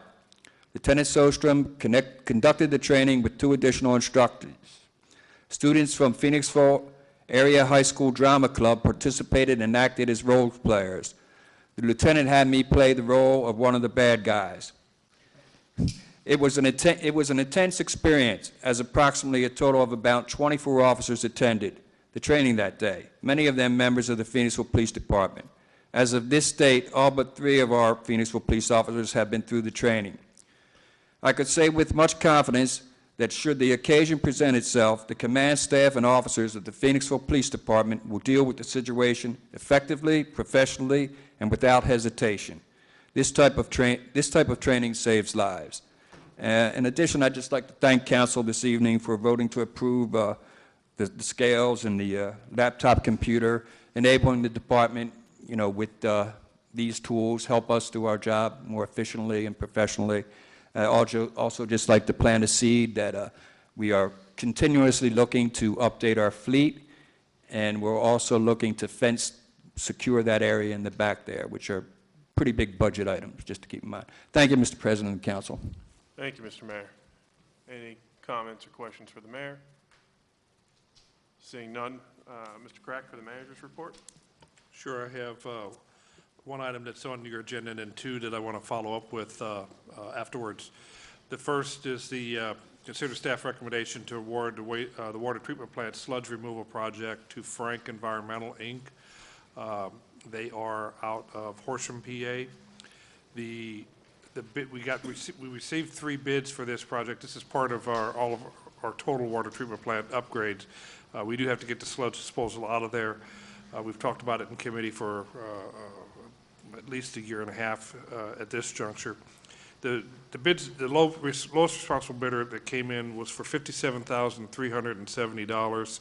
And then we're also recommending the Borough Engineers construction management fee for that project of $3,000 for a total cost of $60,370. This project is required to complete the overall water treatment plant upgrade project. This approval does require a budget increase. The reason it's not in the form of a budget increase previously or on in the budget, as you will see, the 3 bids came in and they were significantly different, a range of $100,000. So that is up for your consideration tonight for a motion to possibly approve.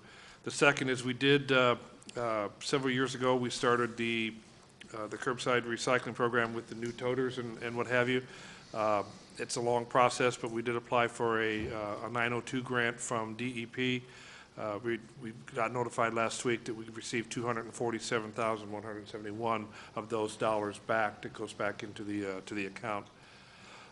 And then, as it relates to the RFP process for collection services, we've received, I believe there were 10 RFPs that came in. We've narrowed it down to 4 that we want to pull all of the pieces together, make a recommendation to Finance next week. And just as a reminder, Finance and Infrastructure's meeting is next Wednesday, not next Tuesday, because the election is on Tuesday. So same times, just a different night here. We'll make that recommendation to Finance Committee. If approved, then we will invite those 4 firms in for interviews in time such that we can have a recommendation to council for the June 10th meeting. The primary selection process that we use as of right now is something that was discussed on the floor earlier this evening, and that is there are several ways to collect the fees. There are those fees that are a percentage or a contingency based, and there are those that are on top of the dollar amounts. It's been my understanding from council all along that contingency based is not something that they're interested in. They want to look at the firms that have on top of fees, so the borough gets paid back all of its due. That's the criteria to review so far. That's how we got to 4 names, and we'll have that for finance next week. So the one item is at council's pleasure whether or not to make a motion. The other 2 are just for information purposes. Thank you, Mr. Crack. Mr. Prednick? I'd like to make a motion to increase the budget for total, in the amount of $60,370 to support the water treatment plant sludge disposal project. Motion by Mr. Prednick, second by Ms. Mayo. Is it the full amount that we need for the budget increase? The budget increase would be $60,370. Do we have that in the budget? Where's my budget guy? We have the money in the account, but it's not in the budget, so that's what you're doing. You have the money in the fund, in the capital fund purpose for that, but you do not, it's not in the budget, so that's why you're doing the budget increase in addition to selecting the firm. Okay. So the motion we have on the floor is for the budget increase, then we could do a separate motion for the bid award, is my take on your motion. So, any discussion on the motion for the budget increase? Seeing none, all those in favor? Aye. Opposed? Motion carries 8-0.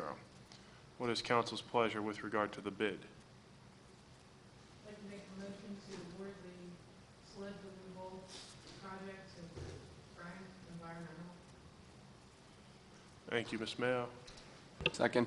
Motion by Ms. Mayo, second by Mr. Prednick to award the bid to Frank Environmental, Inc. On the motion, any discussion? Mr. Bowers? Just to amend or modify the motion to include the engineering management fees. The engineering management. Mr. Bowers? I'll amend my motion to that effect. I'll second the amendment. You're agreeable to the amendment? Yes. Okay. So we have, do we need a vote on that? No, not when they're amended. Yeah, okay. Robert's rules is starting to get fuzzy in my head right now. All right, so we have an amended motion that includes the bid proposal, awarding the bid proposal to Frank Environmental and $3,000 for the engineer to manage that process. On that motion, any discussion? I was just surprised at the range. I mean, it was all over the place.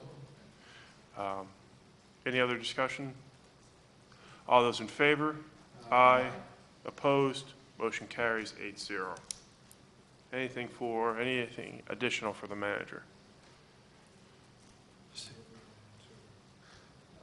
Yes, can you address Mr. Sanik's concern? The work that's going to be done on Fillmore has nothing to do with the projects that are there currently. We've just got them to agree to build, to mill out and put back into place a smooth road for all of the truck traffic that they've had. They'll still have to do their regular work. I don't know where that's going to be at this juncture.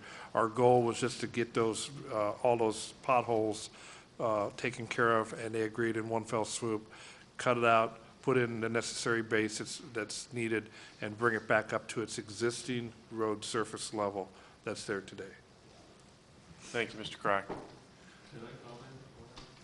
Not at this time. The public participation has been closed. Moving on to item C, Co-Director's Report. I believe the Co-Director's Report, the Public Work Director's Report, Fire Chief's Report, and Finance Director's Report were in the package. Seeing no discussion on those, go on to Fire Liaison. Nothing from the Fire Department Liaison. Executive session. We have items to discuss regarding personnel litigation and real estate. What is council's pleasure regarding executive session? We need a motion to go into it. Yes, yes, yes. Second. All those in favor? Aye. Thank you.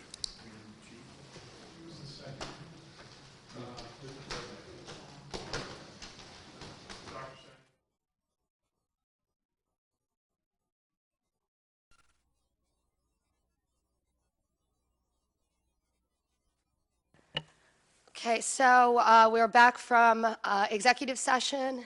It is about 9:45, and during that executive session, we discussed some real estate, and we have an issue to bring up.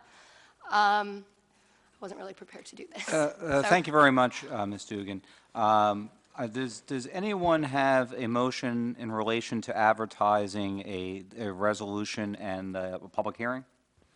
So I'd like to make a motion to hold a public hearing to advertise a resolution authorizing exchange of ownership in real estate. Second. Would you like me to give a brief explanation, Ms. Dugan? Please do so. Okay, absolutely. The resolution council has before it relates to Friendship Village site and the Old Borough Hall. The council has two, or the administration has two appraisals in their possession, and the land located at 501 Franklin Avenue has been appraised at $1.9 million. And the land located at AKA Friendship Village, the land located at 140 Church Street has been appraised at $525. So there's a process under the Borough Code where that swap goes into effect. We have to do two things. We have to go ahead and advertise this resolution, and we have to hold a public hearing, and then council can go ahead and take action on that if they so choose. Okay, did we have a motion, I guess? Did we? Yes. Okay, well, is there any discussion on that? Okay, all those in favor? Aye. Any opposed? And then one abstention, so that would be 701. And perhaps there might be a motion to approve a tri-part agreement related to this property? I'd like to make a motion to void the tri-part agreement as No, it's approve. as it relates to Friendship Village. Is there any discussion on this motion? Would you like me to give it a brief explanation? Yeah, actually, Yes, why don't please. you do that first? The motion is to, is that the motion to approve the tri-part agreement, Mr. Perednik? No, it's to void the tri-part agreement. It's not.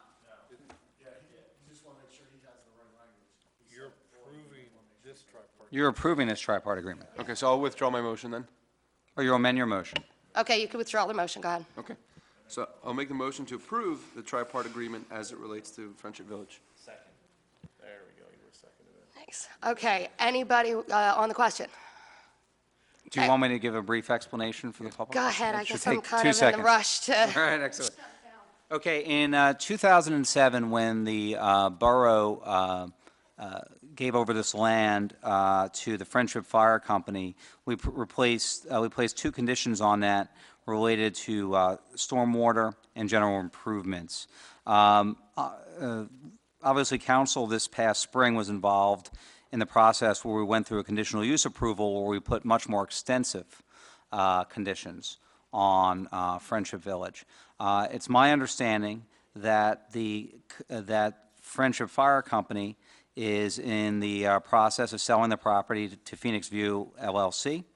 And as part of the agreement of their closing is that this tripart agreement between the borough and those two other parties go through, so there's clarity on those conditions, and that the current conditions, the ones that we adopted in 2014, trump, and the 2007 conditions go away.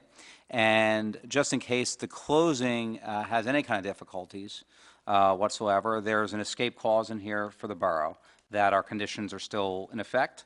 And so that's what this tri-party agreement memorializes. Thank you very much. Was there any more discussion, anything anybody has to say about this issue? Okay, then, we'll take the vote. All those in favor? Aye. Opposed? Okay, it passes 7-0-1. Was there anything else that we need to cover? Motion to adjourn. Okay, can I get a motion to adjourn? Second. You want to? Good night, all. Hey, Dana, you probably want to sign these for these. I'm sure Mike Murray would like it.